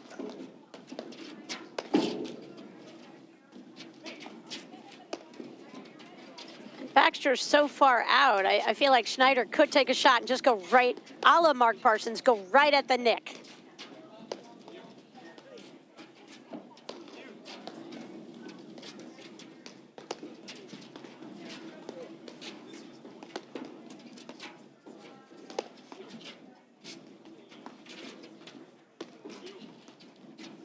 But yeah, I guess if you're going to go into Oaks Corner, probably just need a little bit more variety with the, kind of some of the balls that are a little bit more aggressively oriented. And what I would be doing if I'm Tom and I'm getting a couple of those, that's a really good ball locked into the side screen there. Nice job, Ronnie.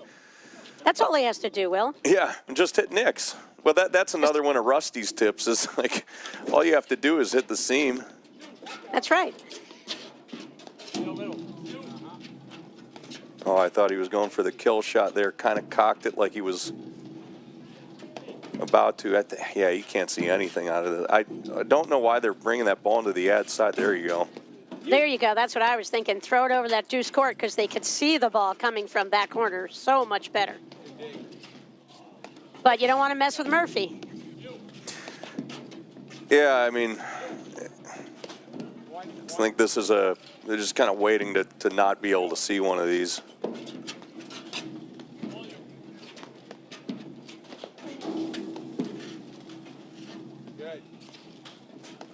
Will, following this match will be semifinal action from the women's event, which will be immediately following the conclusion of this match. Didn't want to give them the net for free and paid the price. We could be looking at 4-all here.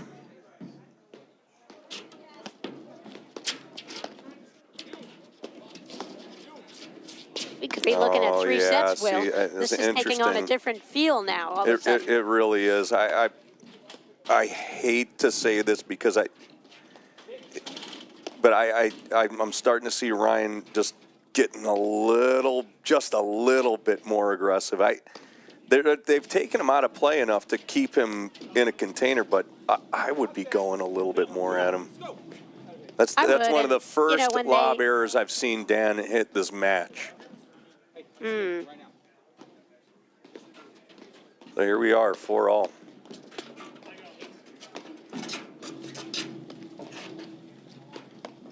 And most importantly, the sun not as much of a factor all of a sudden. Yeah, it looks like it has disappeared. Good for Oaks and Ryan at the net here. That sweeping side back overhead. Look at that, my goodness. It's so long. Good setup. I do like him making the bliss, but didn't get it down low enough, but somehow worked out of that.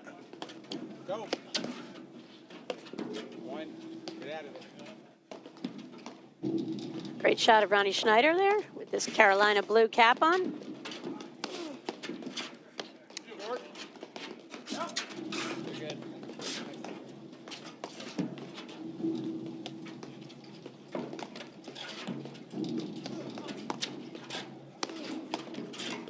Wow. Jordan. One. Good.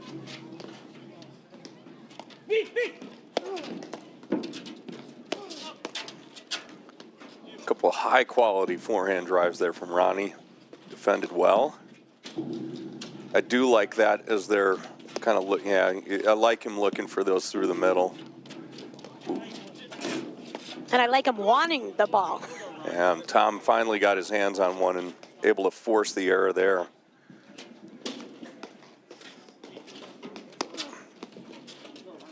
That was one of the first volleys I've seen Ryan dump in a while. And 30 love Murphy Schneider. Yep, kind of a routine return of serve, and he just kind of got caught flipping his paddle over to the forehand there.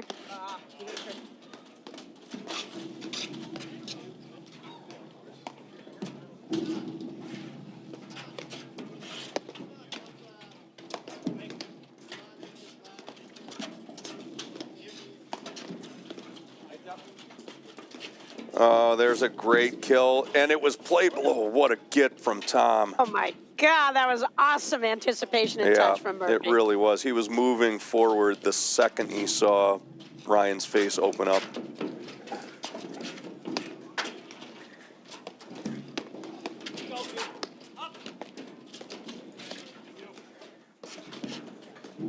Take it. No, come on.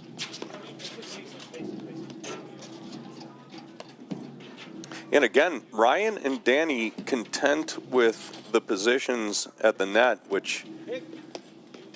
Surprising. Yeah, I'm... Such a key point here, Will. I think that's where you're going. Yeah, well, it's the weird thing is it shows me there really isn't a definition on the system they're trying to run or like what plan of action they have, because this is a crucial juncture. And it's a huge difference going down 40 love to, 30-15. It worked out for them, but I'm just kind of curious what the game plan is.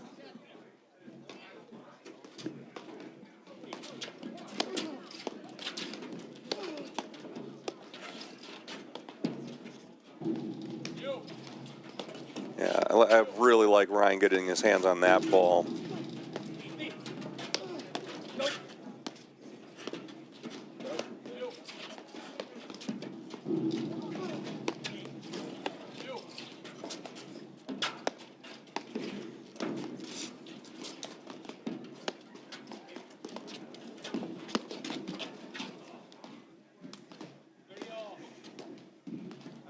Another good look from Tom. I think Ronnie and Tom had worked them a little bit out of position. Just got to execute.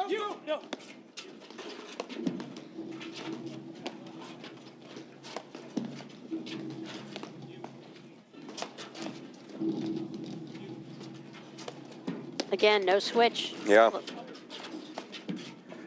Ryan can play that roll-up at the net of the sniper, which I think he does a little bit more willingly than Oaks. Oaks kind of holds his position a little bit more. He's got the ability to, but Ryan, I think, likes seeking the opportunity out a little bit more.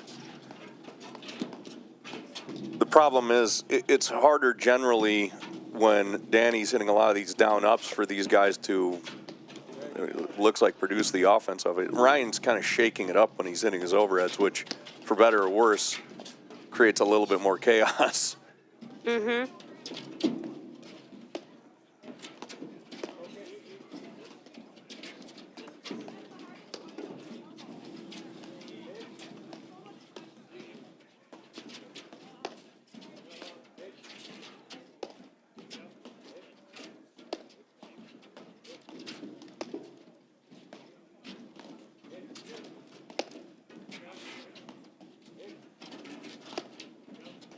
And again, kind of going after that second panel on Oak's side. That one's seen a lot of action. I'd love to take him. I'd love to see one swing off that, just one low drive off that. Yeah, spot. I do think in the long term, I love how Oaks is playing. I would love to see him keep the net players a little bit more honest with his backhand drive off the deck.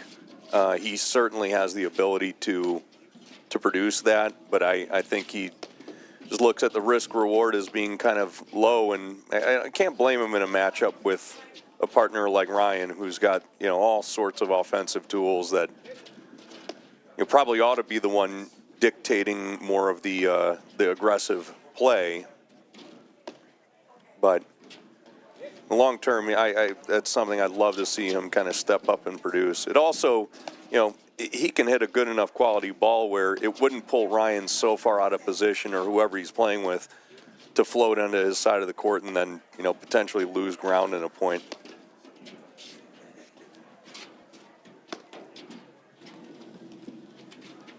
So obviously all the players know this is a critical moment. 30-all, 4-all, second set, quarterfinals, Midwesterns.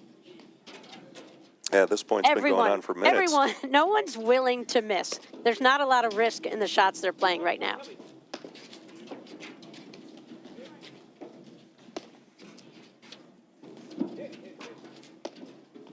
Yeah, it definitely has been more measured. You're still seeing Ronnie hitting some of the rollers, and Ryan poked his head in the door a couple times on the drive, but nothing. It definitely is slowed down a touch.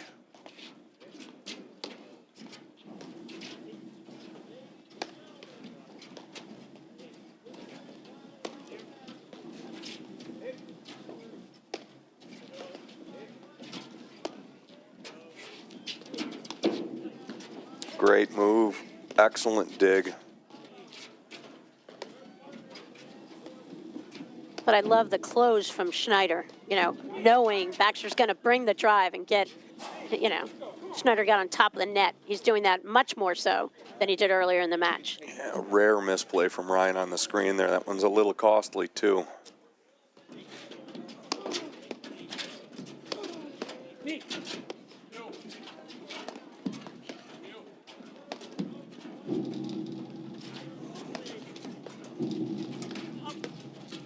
Good job shifting.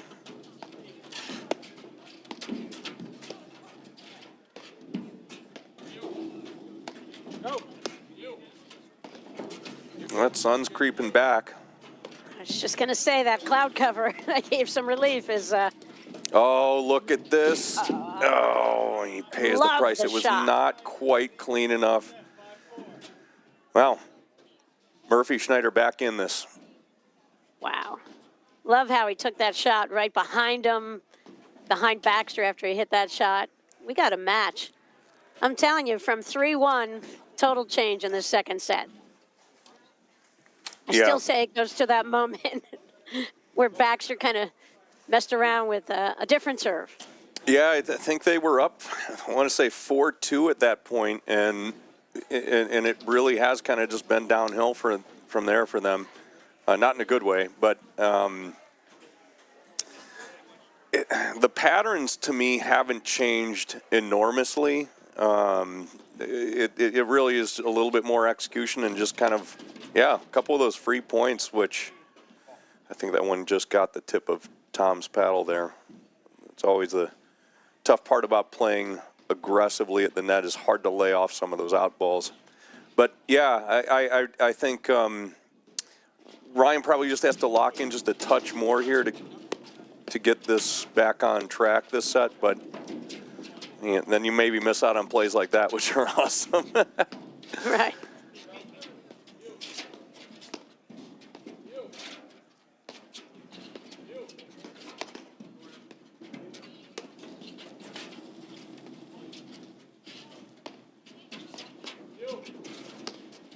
But he has also, like, already won the match in my mind with those.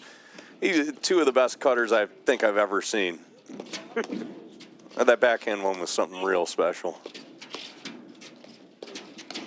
Oh, he tried it again. Yeah, he's got to. I think he's got to be careful with that. But yeah, this would be the pot calling the kettle black. Kettle calling the pot black? No, we got it.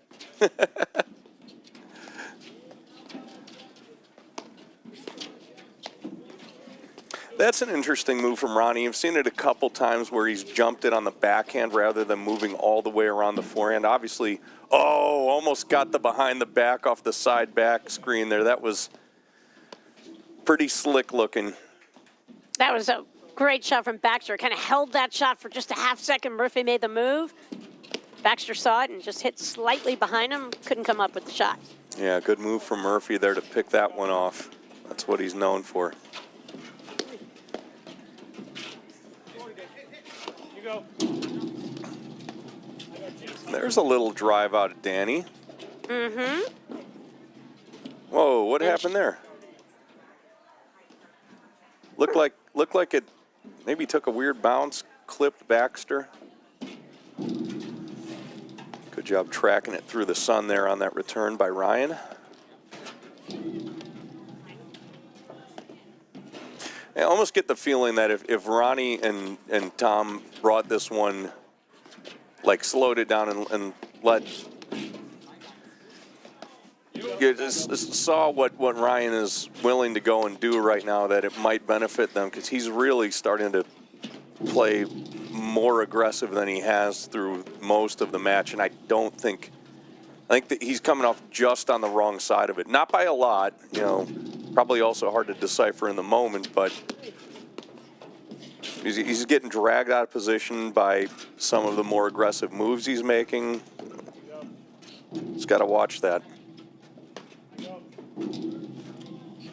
Well, and they won the first set kind of handedly, I would say, with a great formula where Oaks didn't miss, you know, but the occasional offense, and Baxter, you know, just got repeated looks where he was just played a, you know, high percentage drives over and over and over and over. Yeah, like I don't think on the overhead end of this that Tom and Ronnie can do quite enough to extract control away from them. So it tells you that the slower play in the backcourt for Ryan and Danny probably is better, because Ryan will just wait till he gets a better look. And you know, if you're not getting hurt, there's not enough pressure on your side. It's like you can really wait for your shots. And I'm kind of surprised that they haven't, like, it feels like it's sped up a little bit, and I don't know that there's the imminent threat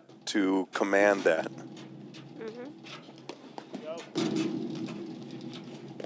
It's a good shot at Danny Oaks in the all black. Orange on the other side. Ronnie Schneider, Tom Murphy's in gray, and that's Ryan Baxter out of that ad court in the short sleeve shirt. Ah, great lob. Oh, what a move that now that's the move I think you were talking about from Ronnie. He knew to close right after Tom kind of hit that, and then caught Ryan trying to get sneaky with that. It was a good idea from Ryan, but Ronnie busted him on it. So, oh yeah. Way to bring the Mark Parsons two-handed backhand there from Oaks. Yep, that's the one I'm talking about that I really like. He's got good technique on it. Doesn't really bring it out that much. I'm kind of surprised he decided to there. But I love that stroke. Oh, I caught. Wow.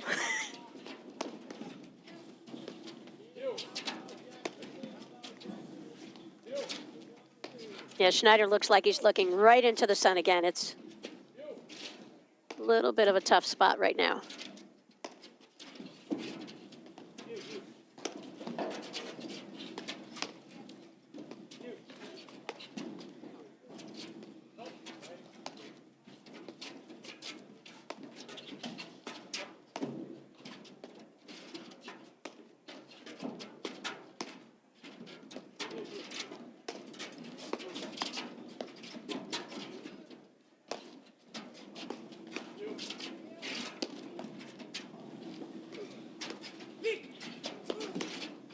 It's a heavy ball. I can't believe they were trying to hold the position there. That cost them, too.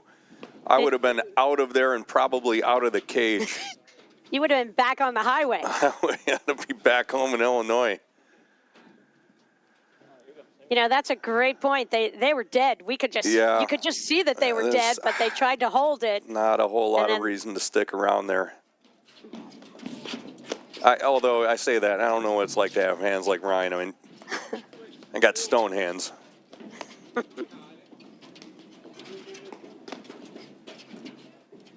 I again, love that pattern out of Tom trying to hit that inside-out backhand, get Oaks activated there, and almost got the right one. See if they can build into that. Here it is again. Look to make a move, too. I kind of like it.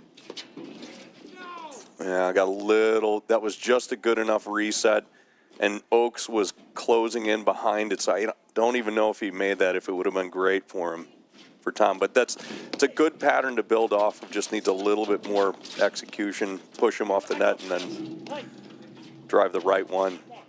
Oh, that's rough. I think that was Sun again. Just interfering with the swing enough to produce the error. Oak serving, and that's Tom Murphy hitting the return.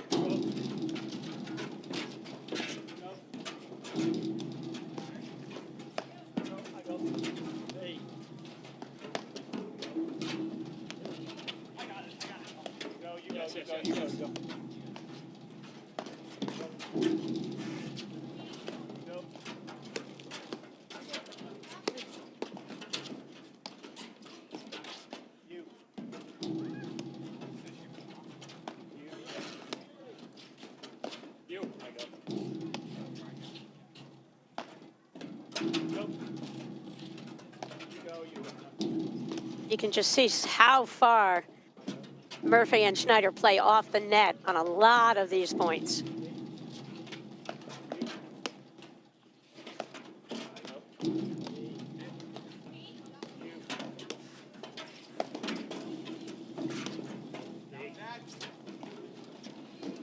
Caught the line again. Good move from Tom. Ryan almost worked around that one, but yeah. Definitely should have been playing, I think, in transition to the net there, but didn't ultimately hit a good enough quality shot to hold it.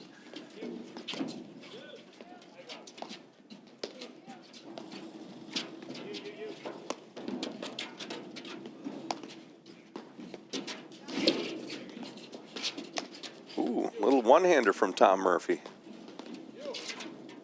Vintage. I've seen Ronnie hit a few of those backside screen backhands that have been pretty heavy. He's not pulling them quite far enough cross court, but it's a good quality shot. You can see he's building a pretty robust toolkit of weapons, and yeah, that one right there. He did get it far enough cross court that time. Well defended by Ryan.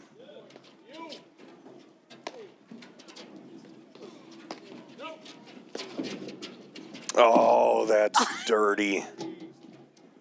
He doesn't feel that bad about it. No, and you see Baxter knew it was coming, just got on top of the net. Yeah. Unfortunate let cord. Baxter so fast, I thought he was going to go run it down.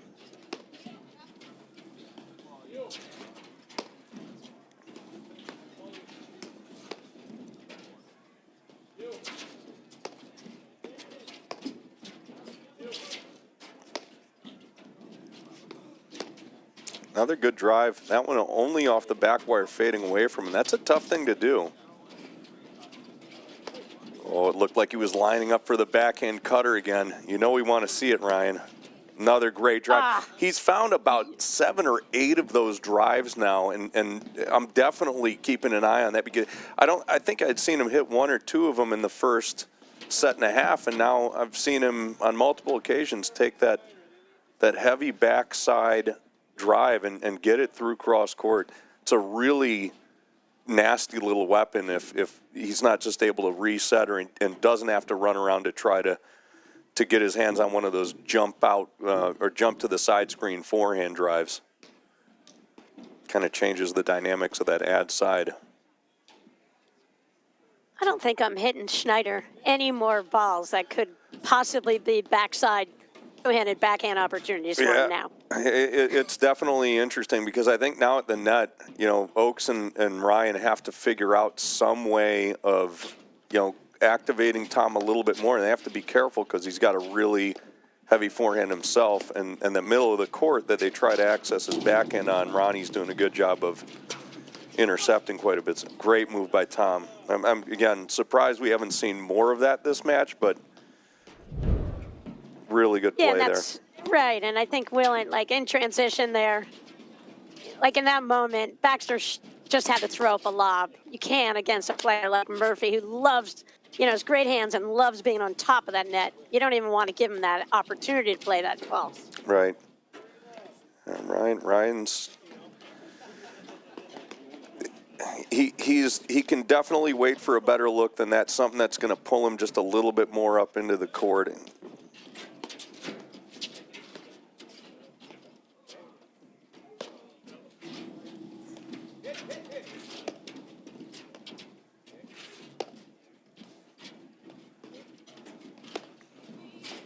That's a better look, I think.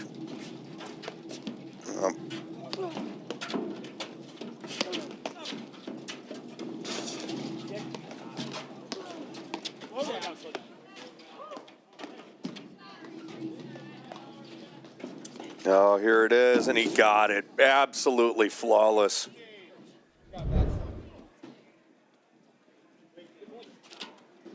Why don't you just do that every time? I mean, that was done from the service line, too, and he dropped it about 6 to 8 inches from the net.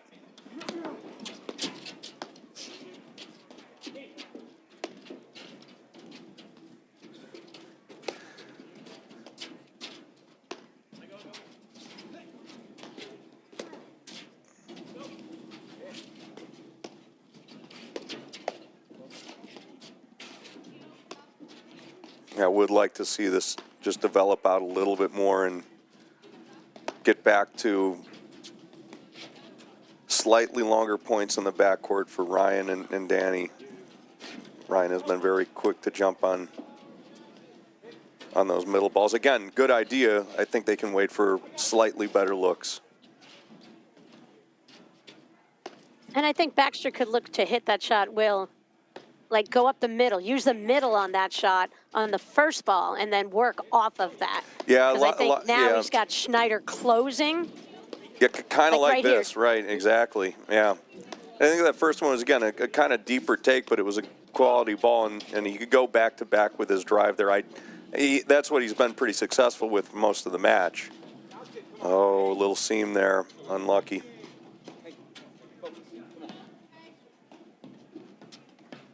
All right, so 2 set points for Murphy Schneider to force 3 sets here. And Will, we have a 3-setter. We will be right back in just a moment after these messages right here on the APTA YouTube channel presented by CSM Media. Want to see how volley can transform training at your club? We've got a great offer for you. Gather 30 of your club friends, and you'll get a free 30-day trial of volley. Experience firsthand how volley's trainer can help everyone improve. Increase reps and track your progress, all while training smarter. Don't miss out. Visit getvolley.com and unlock your club's full potential with a 30-day free trial. At Corient, wealth management begins and ends with you. We believe the more personal the solution, the more powerful the result. We treat your goals as our own. We never lose focus on the life you want to build. And our experienced advisors design custom-built strategies to help you get there. It's time for a wealth management experience as sophisticated as you are. It's time for Corient. James thinks this is going to be a quick in and out for a water valve. But what James is about to realize is that there are tons of different water valves. Hundreds, in fact. Do you want half-inch or a quarter? Globe or gate? Chrome? Brass? PVC? What even is PVC? Sounds fancy. Oh no, we don't need help. He's a grown-up. Wait, James, where are you going? Oh, not again. You could be like James, or you could just call Roto-Rooter. And away go troubles down the drain.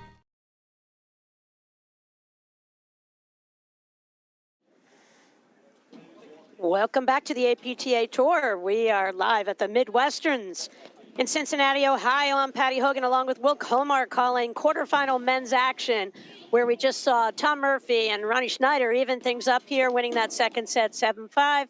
Baxter and Oaks won the first set 6-3. All right, Will, what do you think going into this third set here? I think that Baxter and Oaks, I think they've had actually pretty good patterns most of the match.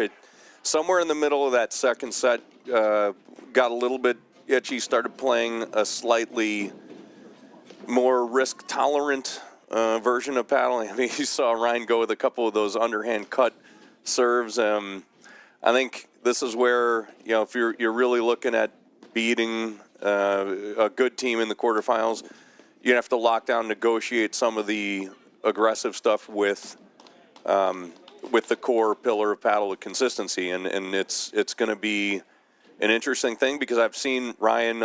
Ryan's usually the X factor. He's got the most talent on the court. He's got the most robust weapons kit. Although I have to say I'm very impressed with Ronnie, and especially in the backcourt.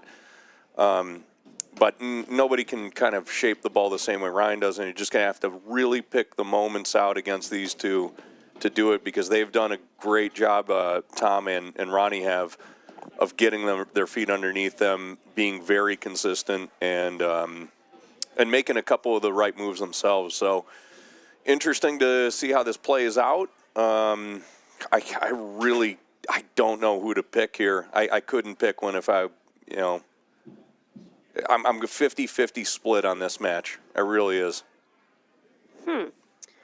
Well, this is the 13th stop on the APTA Tour. We started off the season at Montclair, where Regalado Salazar beat Ardoya McNerney to win that one.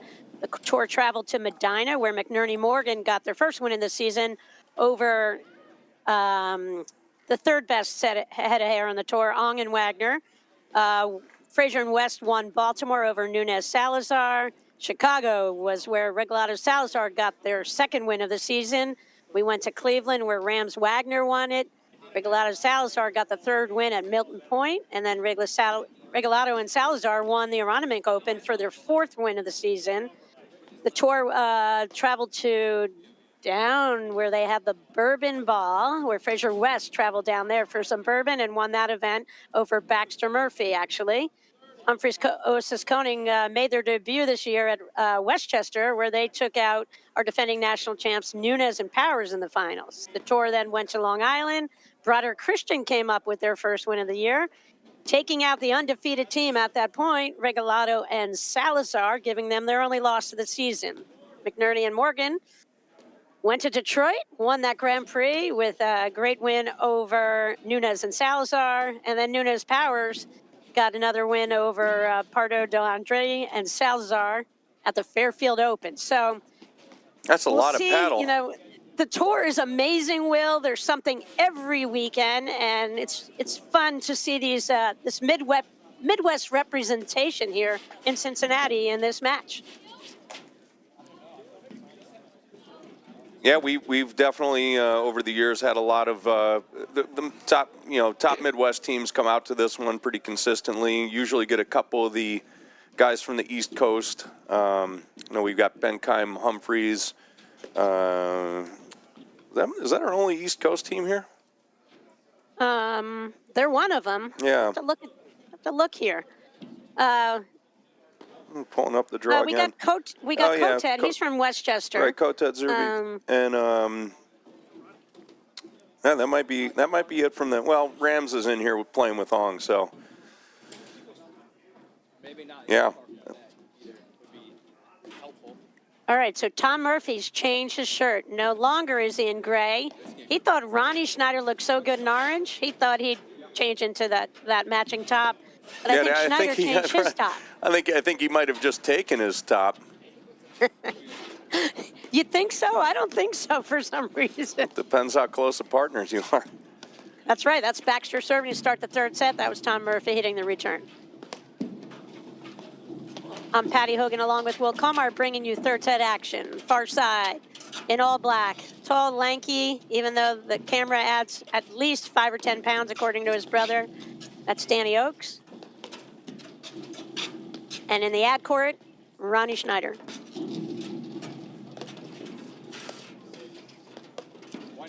So opening up with a little bit of sauce here.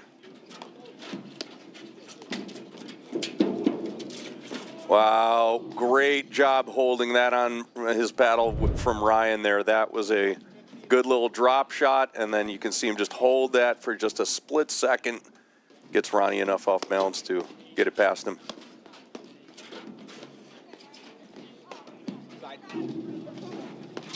Another nice backside screen from Ronnie with that backhand. Yeah, I don't think that's the play for them at this point. I think he's quite comfortable with that shot now. It's interesting because Tom and Ronnie opened up a little bit faster than I kind of suspected they might, being in the backcourt here. But we'll see what ends up happening here. Because they have the momentum with them, I think they want to avoid stuff like that, loose errors. You know, they kind of need to see if Ryan and Danny are going to be willing to settle back into the match a little bit. But yeah, just a couple loose ones to start off the third set.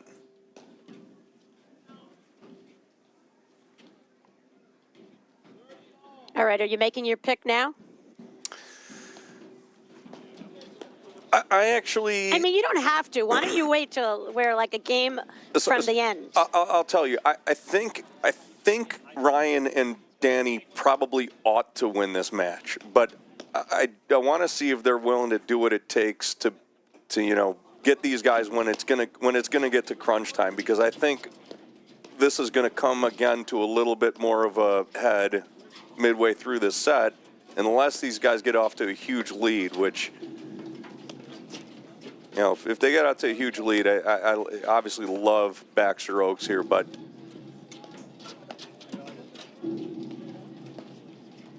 really curious to see what happens in about 3 or 4 games here.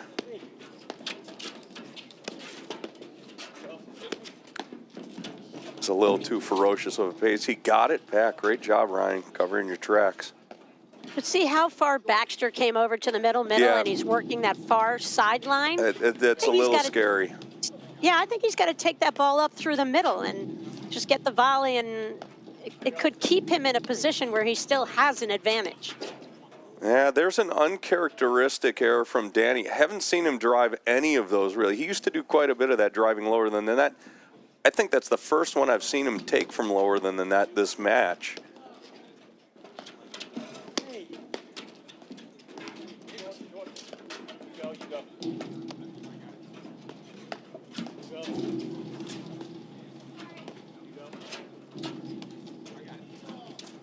All right, if I was going to pick one player of the 4 and say that guy's play is going to determine the outcome of this match, I'm going with Tom Murphy. I think I would have said Ryan, but I can 100%. I think that's the next guy on the court that I would have said. It's Tom's got a little bit of that X factor too, especially with how he moves at the net. I really just haven't seen him be quite as aggressive as I'm used to seeing him as a net player, like in pressuring and picking balls off. It's a good roller there from Ronnie. Right. A couple and watching these guys, Will, it seems to me like they did play one tournament together, but like their movements with each other and when they like use their energy or not, like it's got to be in sync with each other's shots a little bit more. And I feel like they're doing a better job of that as this match goes on. Where I felt like, Murphy's making some moves, but if Schneider doesn't know that Murphy's making that move, maybe it doesn't help them. Right. I don't know. I don't know if I'm explaining it very well, but I just feel like as this match goes on, I feel like they're a little bit more in sync with each other's shots. No, I 100% agree with that. I do think, obviously, from the net perspective, it helps when your partner isn't constantly looking to make that move in most systems, but the system I guess I would love to see them work as a pair is where you basically pace Tom up the whole time and then almost like playing like an I formation at the net, and then Ronnie runs stuff trying to provoke them. They haven't needed to quite as much. That's something I would have loved to see them do in the patterns in the first set, but then when they were getting a few more of the free points in the second, they probably didn't have the need to. Again, just depends how stable Oaks and Baxter are going to be in the backcourt here.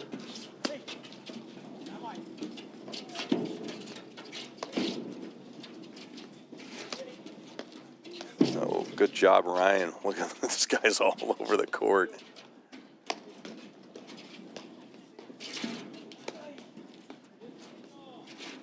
So I believe the women's semifinals are going to start playing.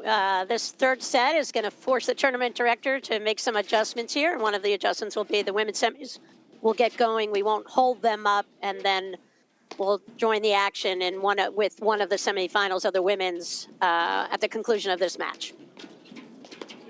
There's that inside-out lob from Murphy.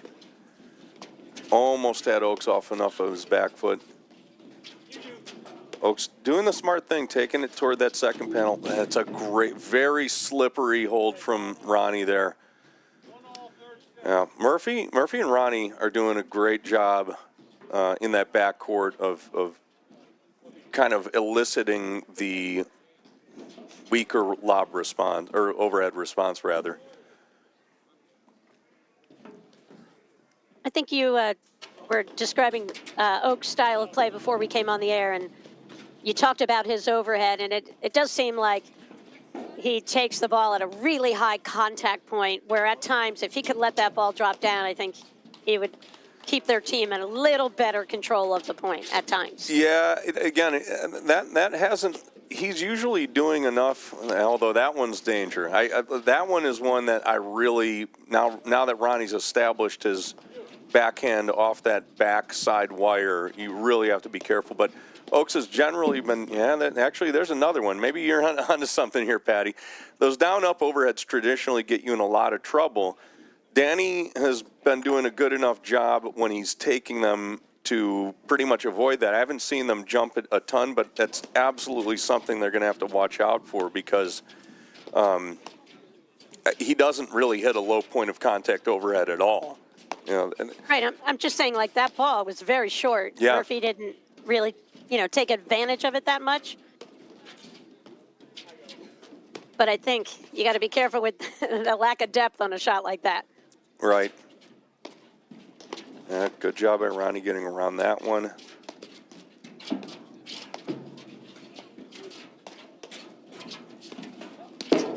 Yeah, love that play. Again, anytime that ball is over on Danny's side and he slips it over toward Tom, you're not seeing a full shift. A lot of times there isn't quite enough time for them to make it all the way over there, and Ryan's getting a little bit exposed. It's a pattern they should absolutely look to build off of. They've done a good job of using it a fair amount, but that to me is the most obvious structural problem at the net for Danny and Ryan. They won't have as much of that with Danny hitting overheads in this manner, but the problem they will run into is the high point of contact being at some point maybe exposed. But this is a little bit more of what I was seeing in the first set, where there's a lot of these side backs, because of the wide angle Danny can generate, or is harder. It's hard to produce offense off of.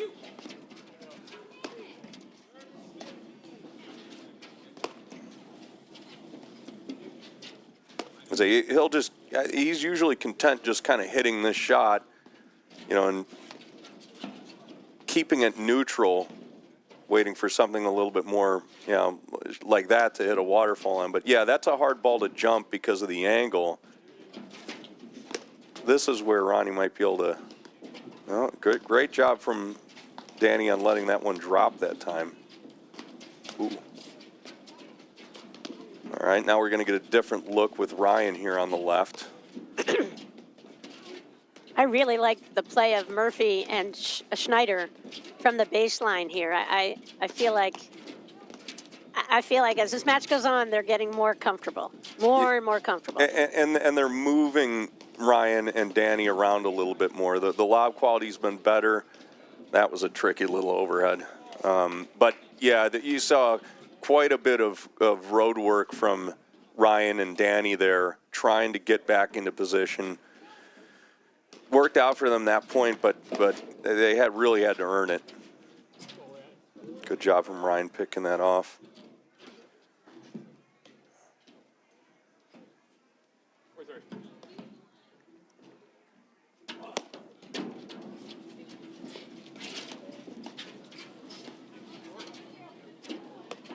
Ooh, a roller from Dan. I haven't seen many of those. It's a good roller, too.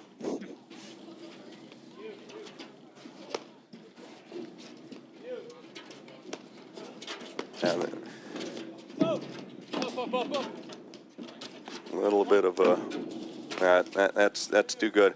Got himself into trouble trying to shift that ball over on a short overhead, and they ended up getting exposed, thrown into transition, and then finished. Danny Oakes serving. Tom Murphy hitting the return. That's Ryan Baxter hitting the overhead, and Carolina blue cap, that's Ronnie Schneider.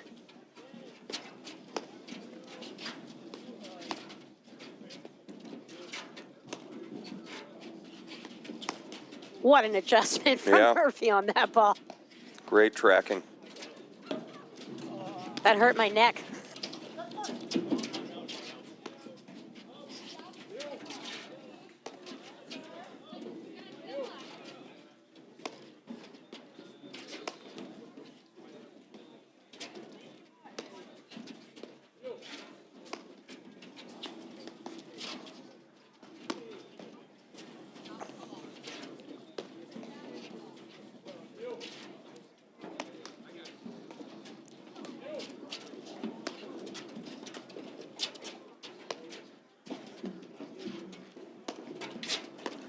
Murphy's just dragging Danny around with the inside-out lob, and then Ryan's got a lot of court to cover when Danny gets pulled back there, so that you got a little bit of a breakdown in the positioning. Did a good job recovering again, but that's definitely the pattern Murphy Schneider want to keep locking in on now. Really good volley there from Baxter. Just closed in, kept that ball down on Murphy. Forced the error.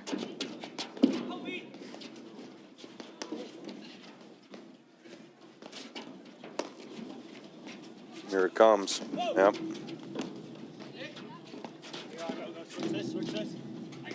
You know, I was thinking one time too many, but I think it's about 8 times too many over there to Schneider on that two-handed backhand. Yeah, I mean, a marked difference from the first set to I don't think I saw him hit more than one of those in the first set, and it wasn't great quality, so it really wasn't on my radar, but clear as day now. I mean, he's pulling that really hard off that backside screen, so. You go.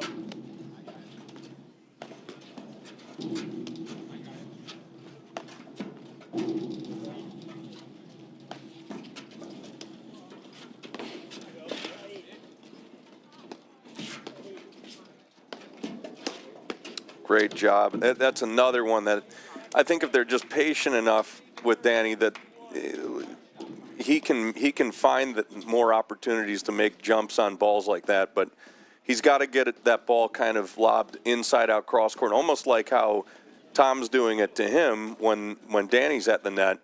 He's got to find that inside out lob in order to generate that type of ball, because I think Tom and Ronnie are probably pretty content taking it back to Danny in a lot of those situations, especially from that angle.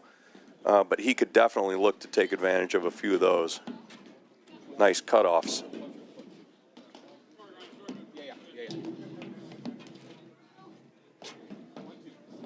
So we're in the third set. Another shout out to our sponsors, Volley and Corian, and our local sponsors led by Roto-Rooter. We thank Midwestern. We thank you for the support of the Midwesterns platform tennis event. Yeah, you want to train in the real game scenarios with serve and volley. The world's first responsive play drill. Volley's new AI-powered feature tracks your position, the ball, and returns every serve for targeted practice. Try it today on the Volley app. I guarantee it's going to help you out.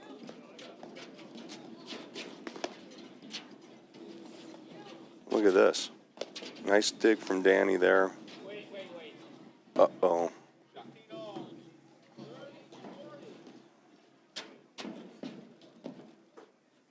Uh-oh, Danny's the guy who's not supposed to miss. No.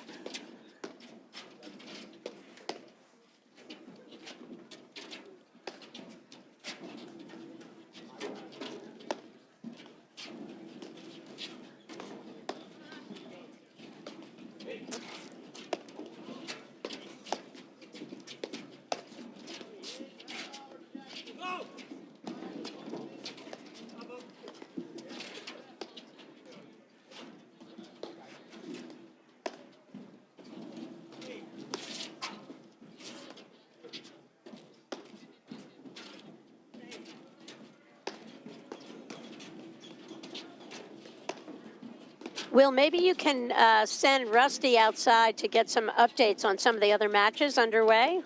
Yeah, You hey. can check out some of the action on Court Director. You can go there, look up some matches, but I feel like Rusty needs something to do maybe, and it'd be fun to get some updates on early women's semifinal action underway. Yeah, well, I can't get that guy to do anything, so I'm going to send somebody else, but Okay.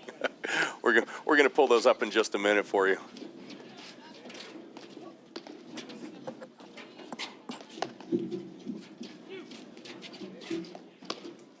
Oh, I think it was wide, yeah.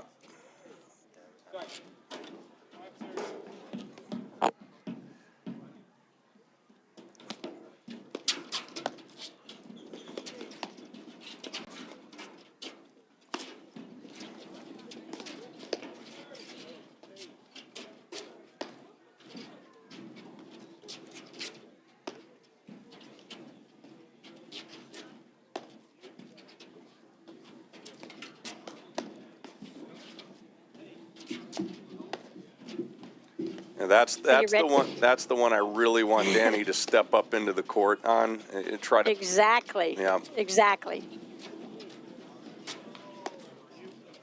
It was a pretty sharp angle, but I feel like his arms are so long, he'd probably make that one anyway.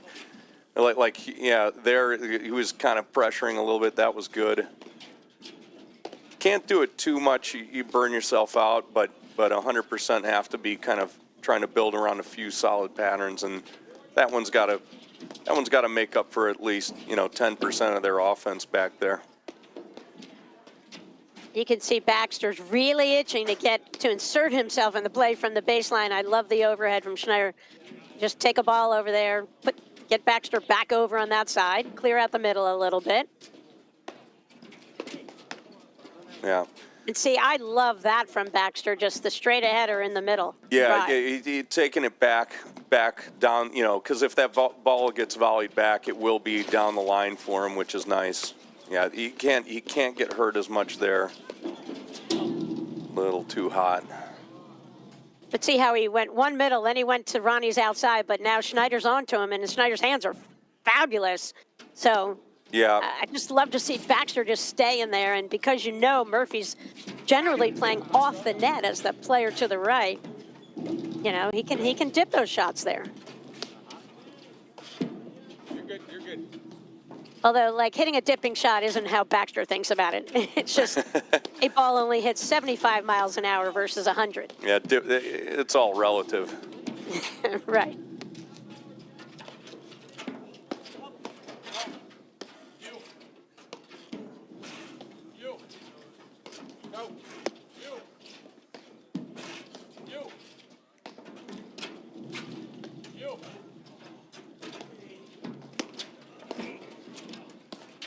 What a stab volley from Ryan right there.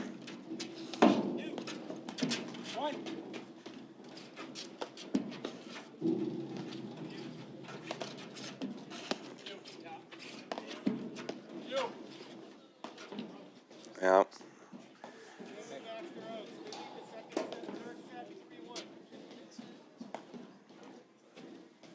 All right, critical point in this match here. Baxter Oaks seem to have steadied this, themselves out here and looking rock solid in the early, the first couple of games here in the third set. This match started so long ago, I forget. Who does the winner of this match play, Will? Oh, they are on the bottom half of the draw. It would probably be, did we get a result on Bentheim Humphreys? It would probably be Bentheim Humphreys, assuming the favored seed wins. They were playing Bacher and Luke White. Result not in yet. We'll check on that and get back to you. Oh, he had it. That's one of his favorites. Probably not the wrong time to do it. It is a little risk tolerant, but score update is now being shown. We got Halbauer Jackson up 6-3, 2-1 against Davitilla and Oaks. Would that be the same? Is that another Oaks in the same family? It is actually. So Danny and Avis got married a few months ago. Well, congrats to the Oaks. Yeah. And here's the other semi, Cruz Machka. Maturka, I'm sorry. Oh, that was... Well, there's two ways to say it. The way you said it and the way I said it. Yeah. So. Well, I could probably make a few more ways of saying it, and it just wouldn't be right. Against Banks Morgan, that one just underway.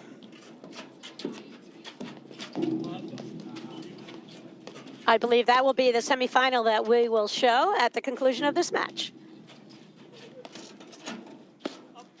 Oh, Bentheim Humphreys won in 3 sets, 3-6, 6-3, 6-1 over Bacher White. So winner of this match to take on Bentheim Humphreys.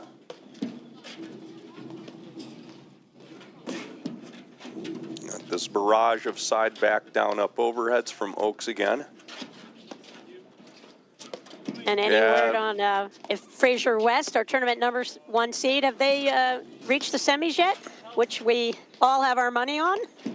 Checking on that. Okay.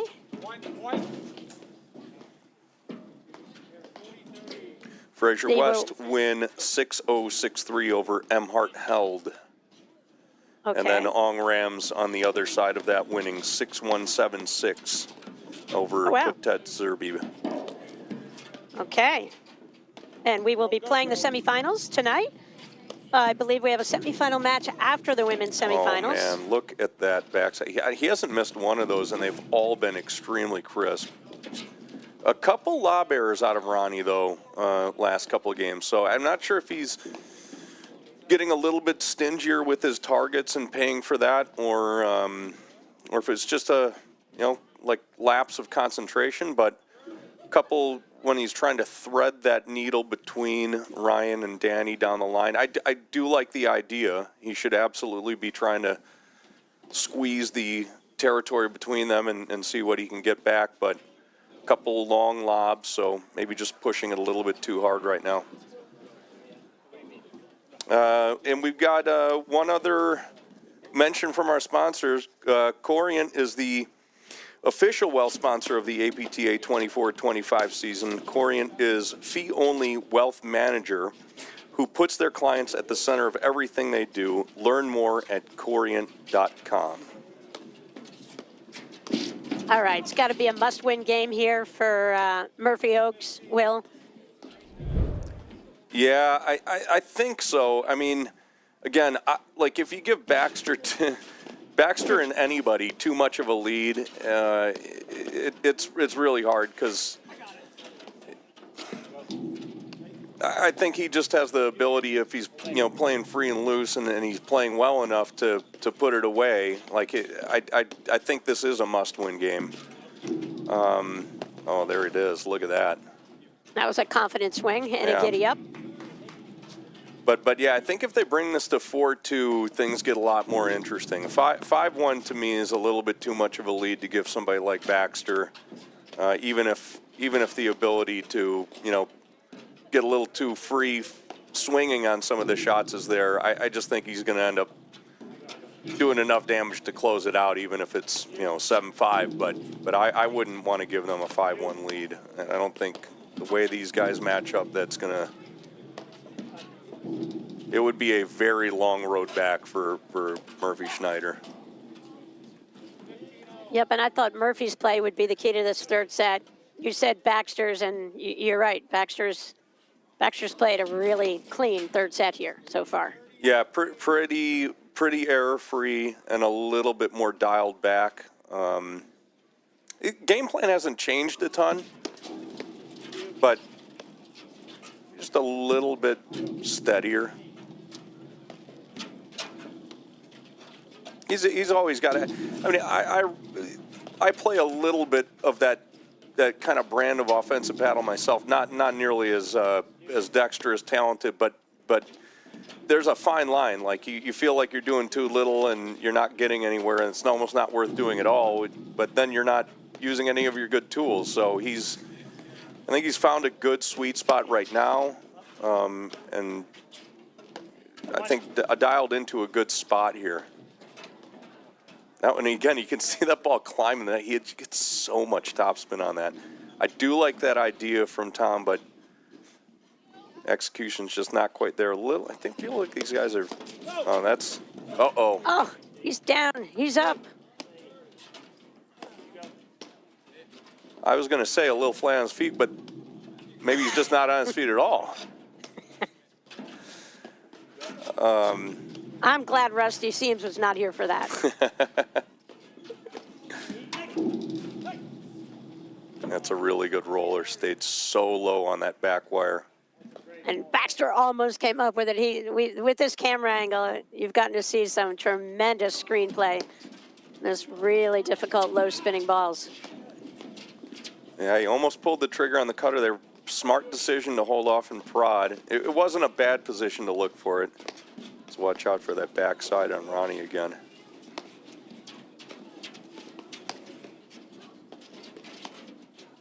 Well, we've got a men's tour event here at Midwesterns, women's tour event, plus I believe we had men's 90 plus yesterday and men's 110s today.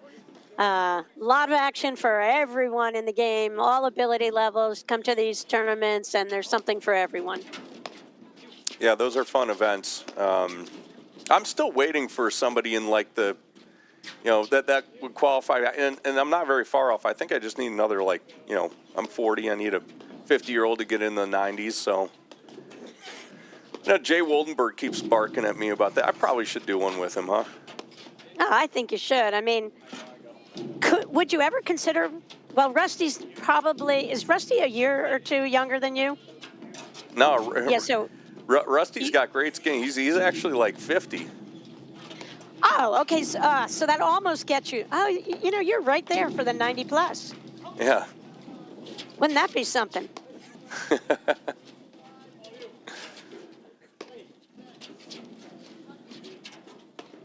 Yeah, good pattern from Tom again here.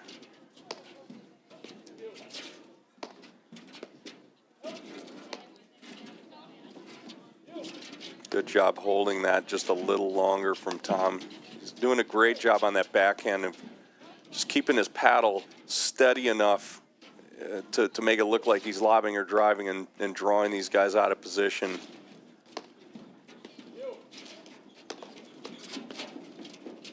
And that's another really good setup. A little bit of advantageous there. Again, not a bad idea, but that one he just held a little bit longer, and it's harder to execute when you try to deceive that much. Great move from Ronnie. Little high on Ryan, but those are the types of moves that I did get his paddle on it at least.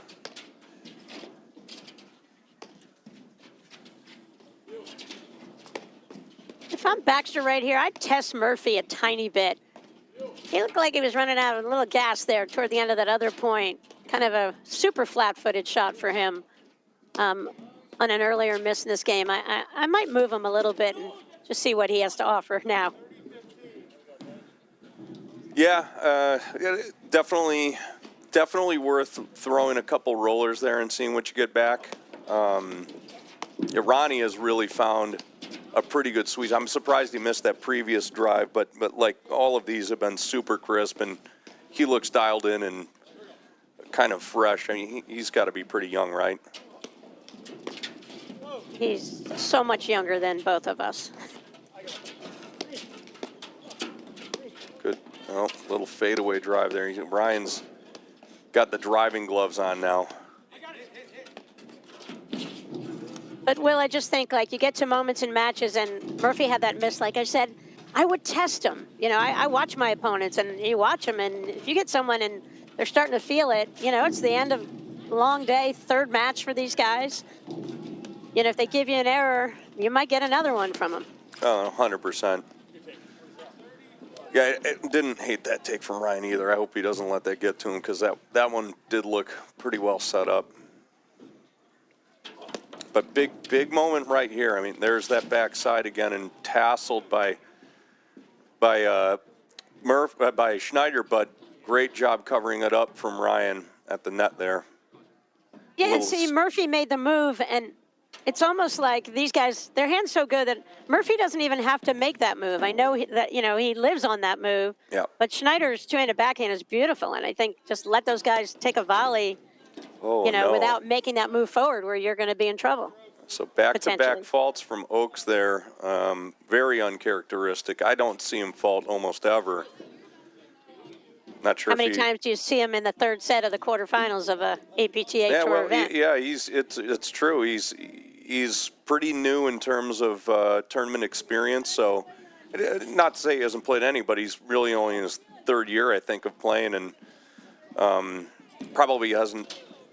I'm to say he's been to the quarters of a tour event. Never, maybe once. I'd have to double check. I could be way off base on that, but. Yeah, it's a little different when you kind of see the light at the end of the tunnel, and you just got to crawl the rest of the way there, because this might become a war of attrition in a second. But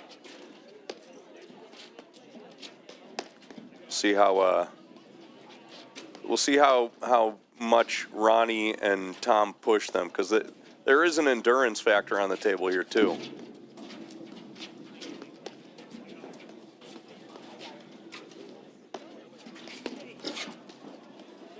Now that is a big swipe. That's a big swipe. And that's the one I would love him to take over the lowest part of the net on that first shot, and then go for a tiny bit more on the second shot if he gets the ball back. Ooh, I love the idea.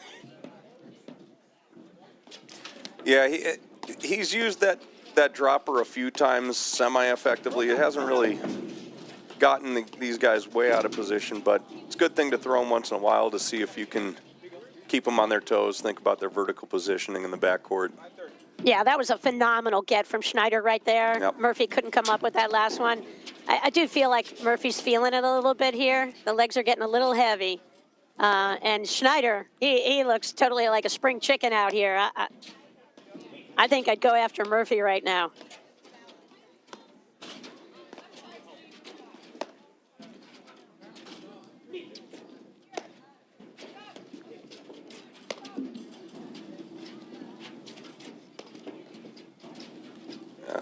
I like Ronnie trying to wrap this ball around Danny and seeing if he can get him just a little bit out of position. Yeah, Danny's just got to stay thinking about that first set where he just was a rock over there. Just refused to miss a shot.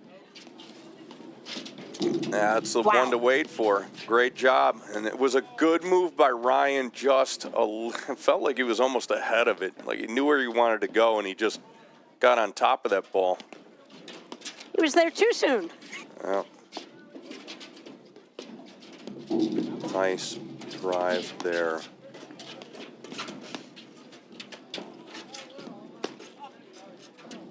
Hey, critical point, and it's speeding up. No one's holding back right now. Yeah.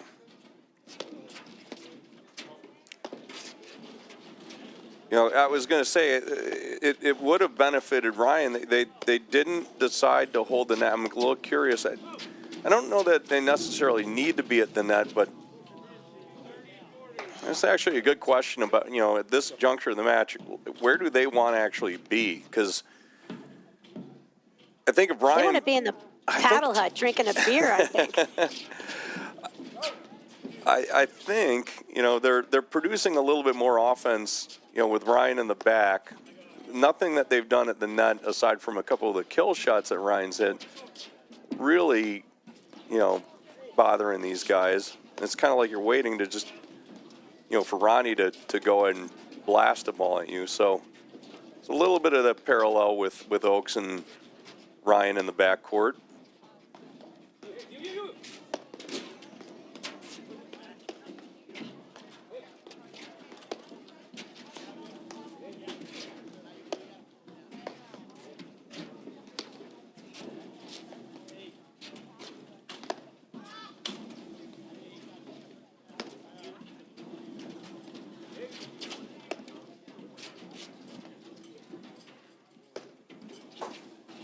yeah, Will, when we sorry, asked go you to ahead. come on the air and be an announcer for today's match, I think I left off the 4-hour part.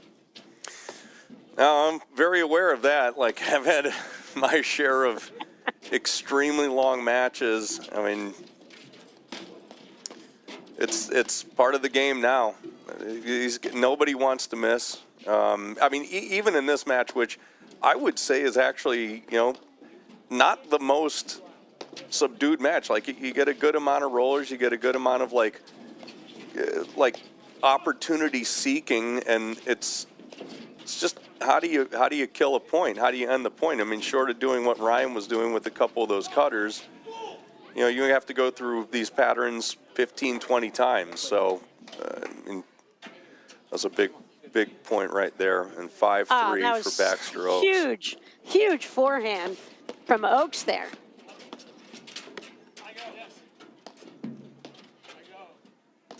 And if I'm Murphy Schneider right now, with Baxter Oaks serving, with Baxter serving particularly, I'm going and I'm trying to play the longest game in the world right here, because again, I just don't think there's been enough from Baxter Oaks to get these guys really off balance in the backcourt. That was a very good cutter from Baxter, but yeah, 2 amazing gets from Schneider to come up with the shot. But I'm trying to play a longer game here and really test their resolve to close this match out. And see, Tom Murphy's hurting them. He can hurt them with their forehand. I don't think he's hurting them with their backhand at all at this point. And Schneider is like a spring chicken out here, I said. And he's got the range and everything. I want him dominating play up the middle, like Baxter's dominating play for Baxter and Oaks. I want him to take the initiative. I want Murphy to kind of stay out of his way a little bit, I think. Like right there, I'd love to see a little bit more Ronnie Schneider time. Yeah, he's done a good job dominating the middle. I think if he picks his spots carefully enough, like, he's gonna get the right ball. Like that to me is actually a pretty good take. He just missed it. But and those are the ones he's looking for. He had kind of a window there where he drew Ryan out of position, but unable to execute. That's probably the right pattern. So we're at 15 all. Baxter Oaks up 5-3. Quarterfinal action from the Midwesterns. I'm Patty Hogan with Will Colmar, one of Chicago's finest.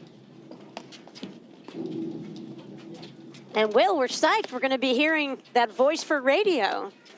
You're going to be, we're loving having you in the announcing booth. It's kind of fun. I mean, your sweater's starting to make me itch a little bit near you. That Argyle print, I'm just not used to seeing it so much. It's all wool. It's that wool, yeah. No, thank you for having me. It's a blast to be in here. Well, I mean, that $50 you handed me, at the last tournament to get you on the air, that was so worth it. That's another good look from Ronnie. Great defense from, of course, very good look from Schneider. And there's the back side wire drive from Schneider again. True or false? Oaks runs marathons. I actually don't. Yeah, Ryan called that on himself. That's stand-up guy right there. Somebody had said something about that, and I actually don't know. Oh, an untimely fault from Baxter too.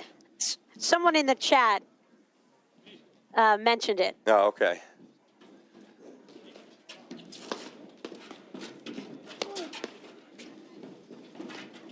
Good defense from Baxter there. See right there, I don't want Murphy taking that shot. I want Schneider taking that shot.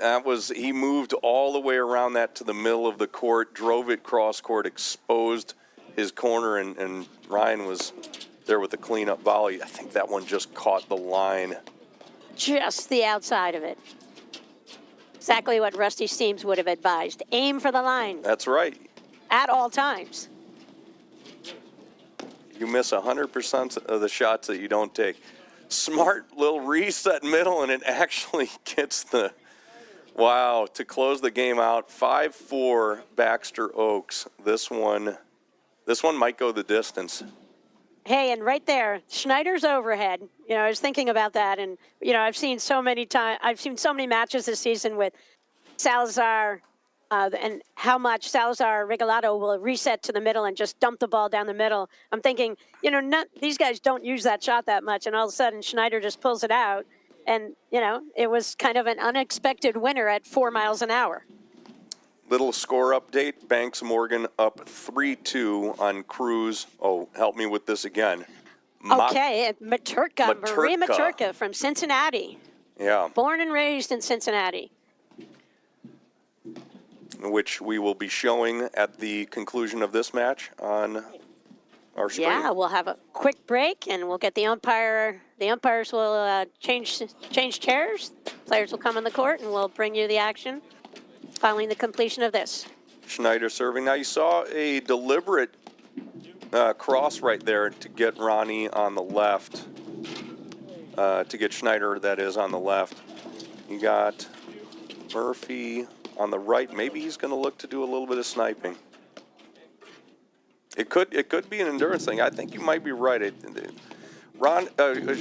Schneider is definitely the fresher of the two, probably the freshest on the court Freshest right now. of the four. Yeah. Yeah. He's going to have to I mean, he's not as fresh as Rusty seems. That ball looked like it was headed right to the nick. Schneider doing a good job covering.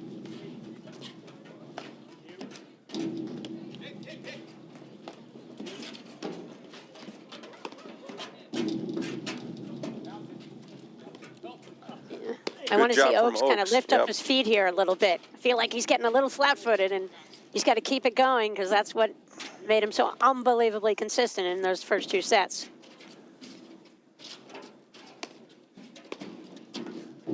Oh, that ball. I don't know if that ball caught. Yeah, Ryan's looking back, looking for looking for a line call. I think he might have given Schneider one there.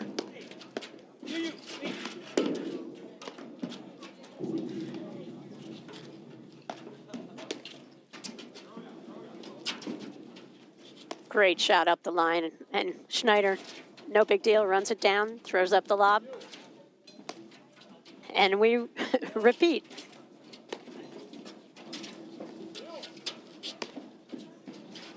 Yeah, this is where I want Schneider to like physically move over and show them like the threat of his forehand in that middle.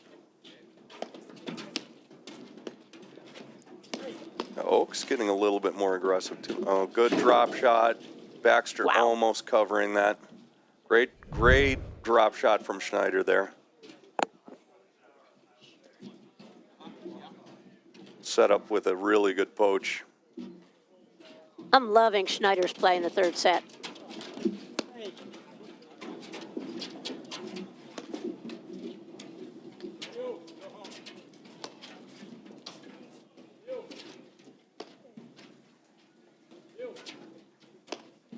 Here comes a backside screen. Not quite out enough for, there's a good look.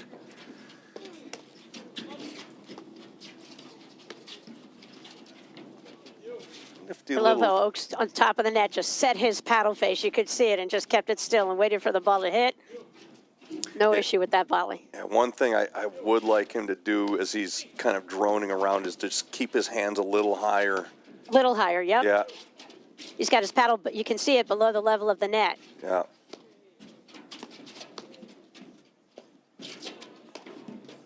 Well, he is tall, Will. Yeah, that's true. Smart reset from Oaks. Good job getting around that. Oh, here it comes. And that one, my goodness, I can't believe Schneider picked that off. That ball was headed sideways at 40 miles an hour by the time it hit. Schneider is feeling it here, Will. I mean, that was I pure can't believe they're instinct. giving him so many looks.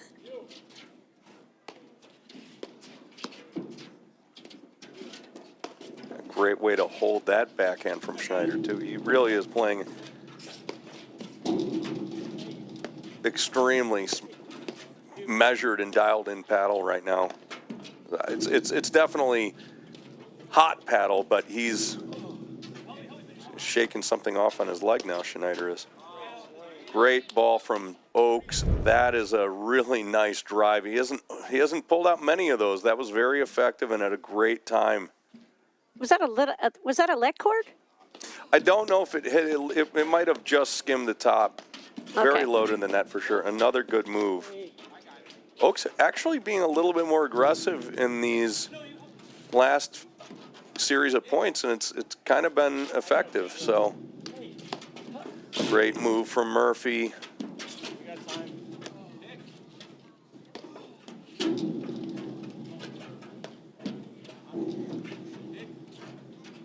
Schneider keeps like kicking something out on his right leg. It almost looks like he cramp. Yeah. Gonna have to get tighter compression pants. A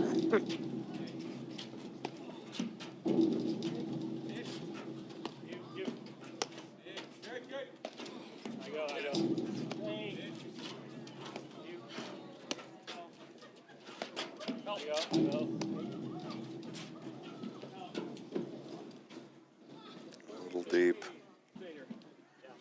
Yeah, look, he's kicking it out again. Not really sure what's going on there, but he has spent a lot of energy in the last. Oh boy! Now you can see even there, like moving to that ball, he's definitely starting to move.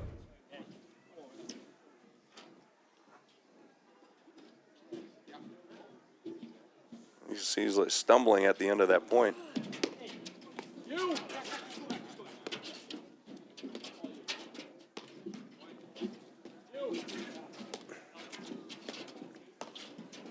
I kind of feel like Murphy Schneider need to get this point right now. And then take a nice long break. Whatever happens at that 5-5 game, take a nice long break at the changeover.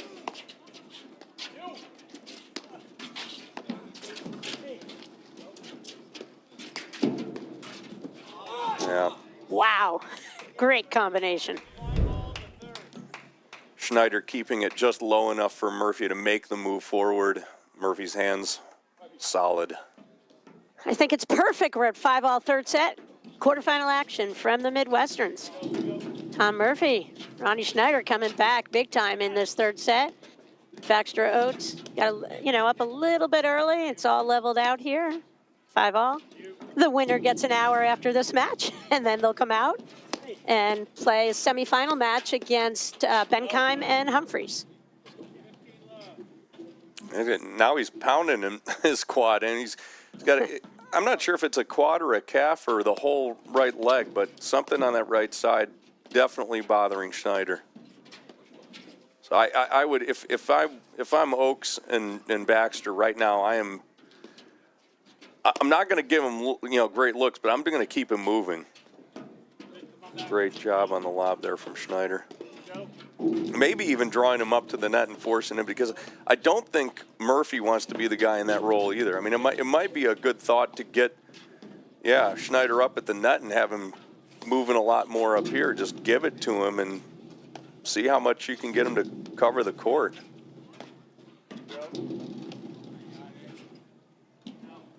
Can't do that, though.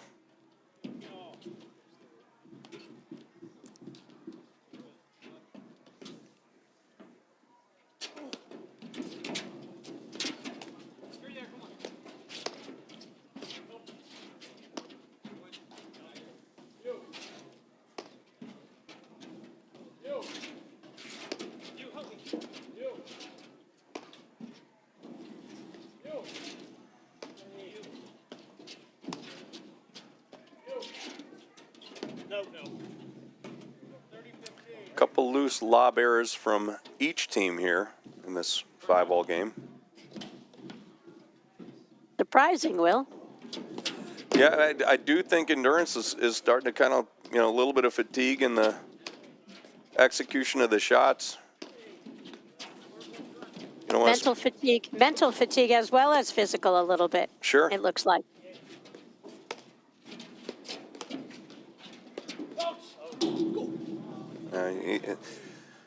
little bit tougher when you're not feeling good to execute on shots like that. That one was also a little bit deep for my liking on the shot selection, but what do I know? I can't hit a drive like that. So. Well, he can make any drive. It was a little overjuiced from that Yeah. deep.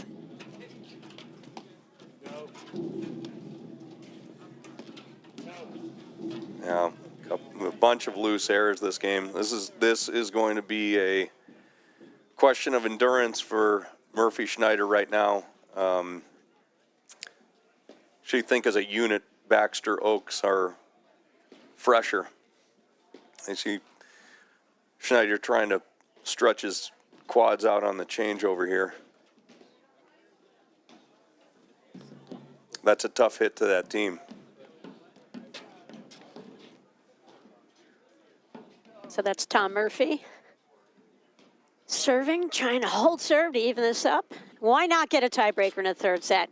It would be perfect, I think. Just saw the screen Banks Morgan up 4-3 against Cruz Maturka. Excellent. Thank you. It only took me 5 or 6 tries. Third time's the charm.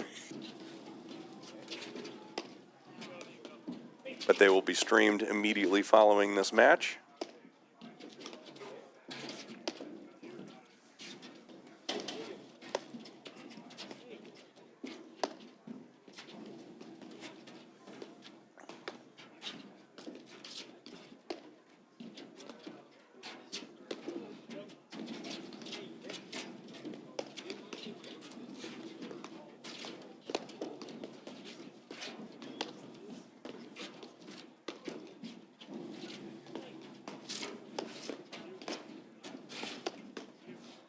Yeah, this is where Oaks needs to lock it back in again and give them nothing. Yeah, I mean, especially with, I mean, you can just see the way that Schneider's moving around the court right now, that something is really bothering him. I'm going to assume it's cramps, but, you know, he's kind of moving a little peg-legged out there, and if I'm Oaks and Baxter, I'm just moving that guy all over Kingdom Come with my lobs, and, well, or doing that, I guess. That's right, record winner. But yeah, I'm taking chunk after chunk out of him and seeing what I can get back here. There's no reason to force anything at this point. Wow, what a phenomenal close from Murphy right there. Big time point. He knew exactly what Baxter was going to do and just got on top of the net, stuffed it behind him.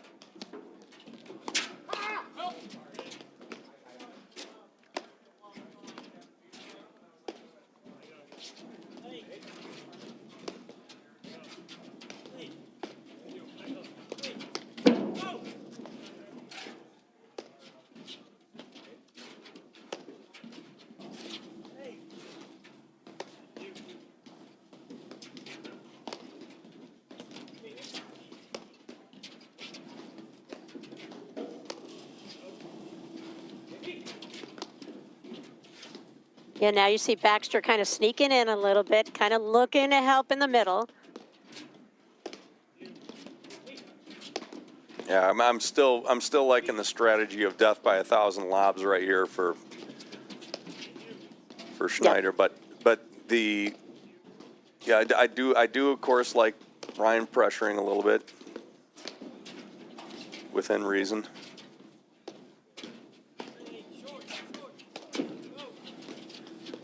I'm going to see a good cross-court lob to Murphy and then get Oaks one more good look on his forehand. Oh, no. Oh, boy. Surprising mix from Baxter right there. Good overhead. Yeah, a good roller, locked right into the side wire. Had just a little bit of that inside-out spin on it to keep it in. Ooh, aggressive move.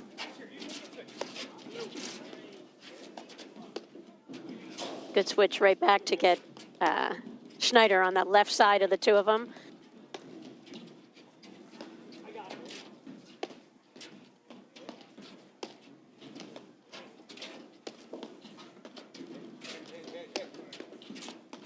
Really good deep lob. I like the shot, just like a little combination just to pull Schneider. Absolutely. Get him moving forward, backward. Yeah. Not trying to hit a winner, just trying to take one more step with his cramping leg. Good lob, hit the line. Schneider pasted up against the side wire. Very good. Wow, enough energy to pull that out still. Awesome.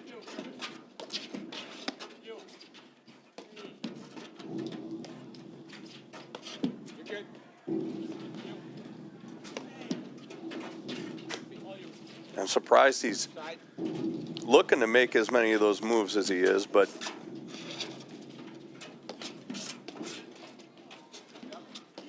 yeah, good cutter. That one's going to kill right on that back panel. That's incredible. Anytime you get the ability to take that ball on the way up, you turbocharge the spin, and if you can hit that side screen, it's going to just die immediately.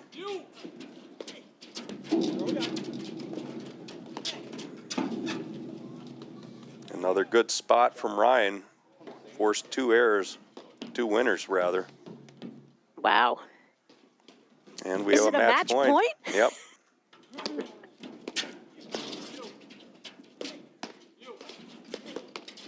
And a good forced drive there from Ryan. What a way to conclude that match. Yeah, Will, phenomenal display. I love all these Midwestern guys out here battling it out to the end. Great win for Baxter and Oaks to pull that out. 6-3. Lost that second set 5-7, won that third set 7-5. Great action. They get a little bit of an hour break, like we said, and then they get to go up against tournament number 2 seed Russell Benkeim and Chris Humphreys. Will Comer, it's been a pleasure. We're going to wrap that up from men's quarterfinal action. Stay with us. Our next match will be women's semifinals coming up. Thanks, Will. Thanks so much, Patty. Want to see how volley can transform training at your club? We've got a great offer for you.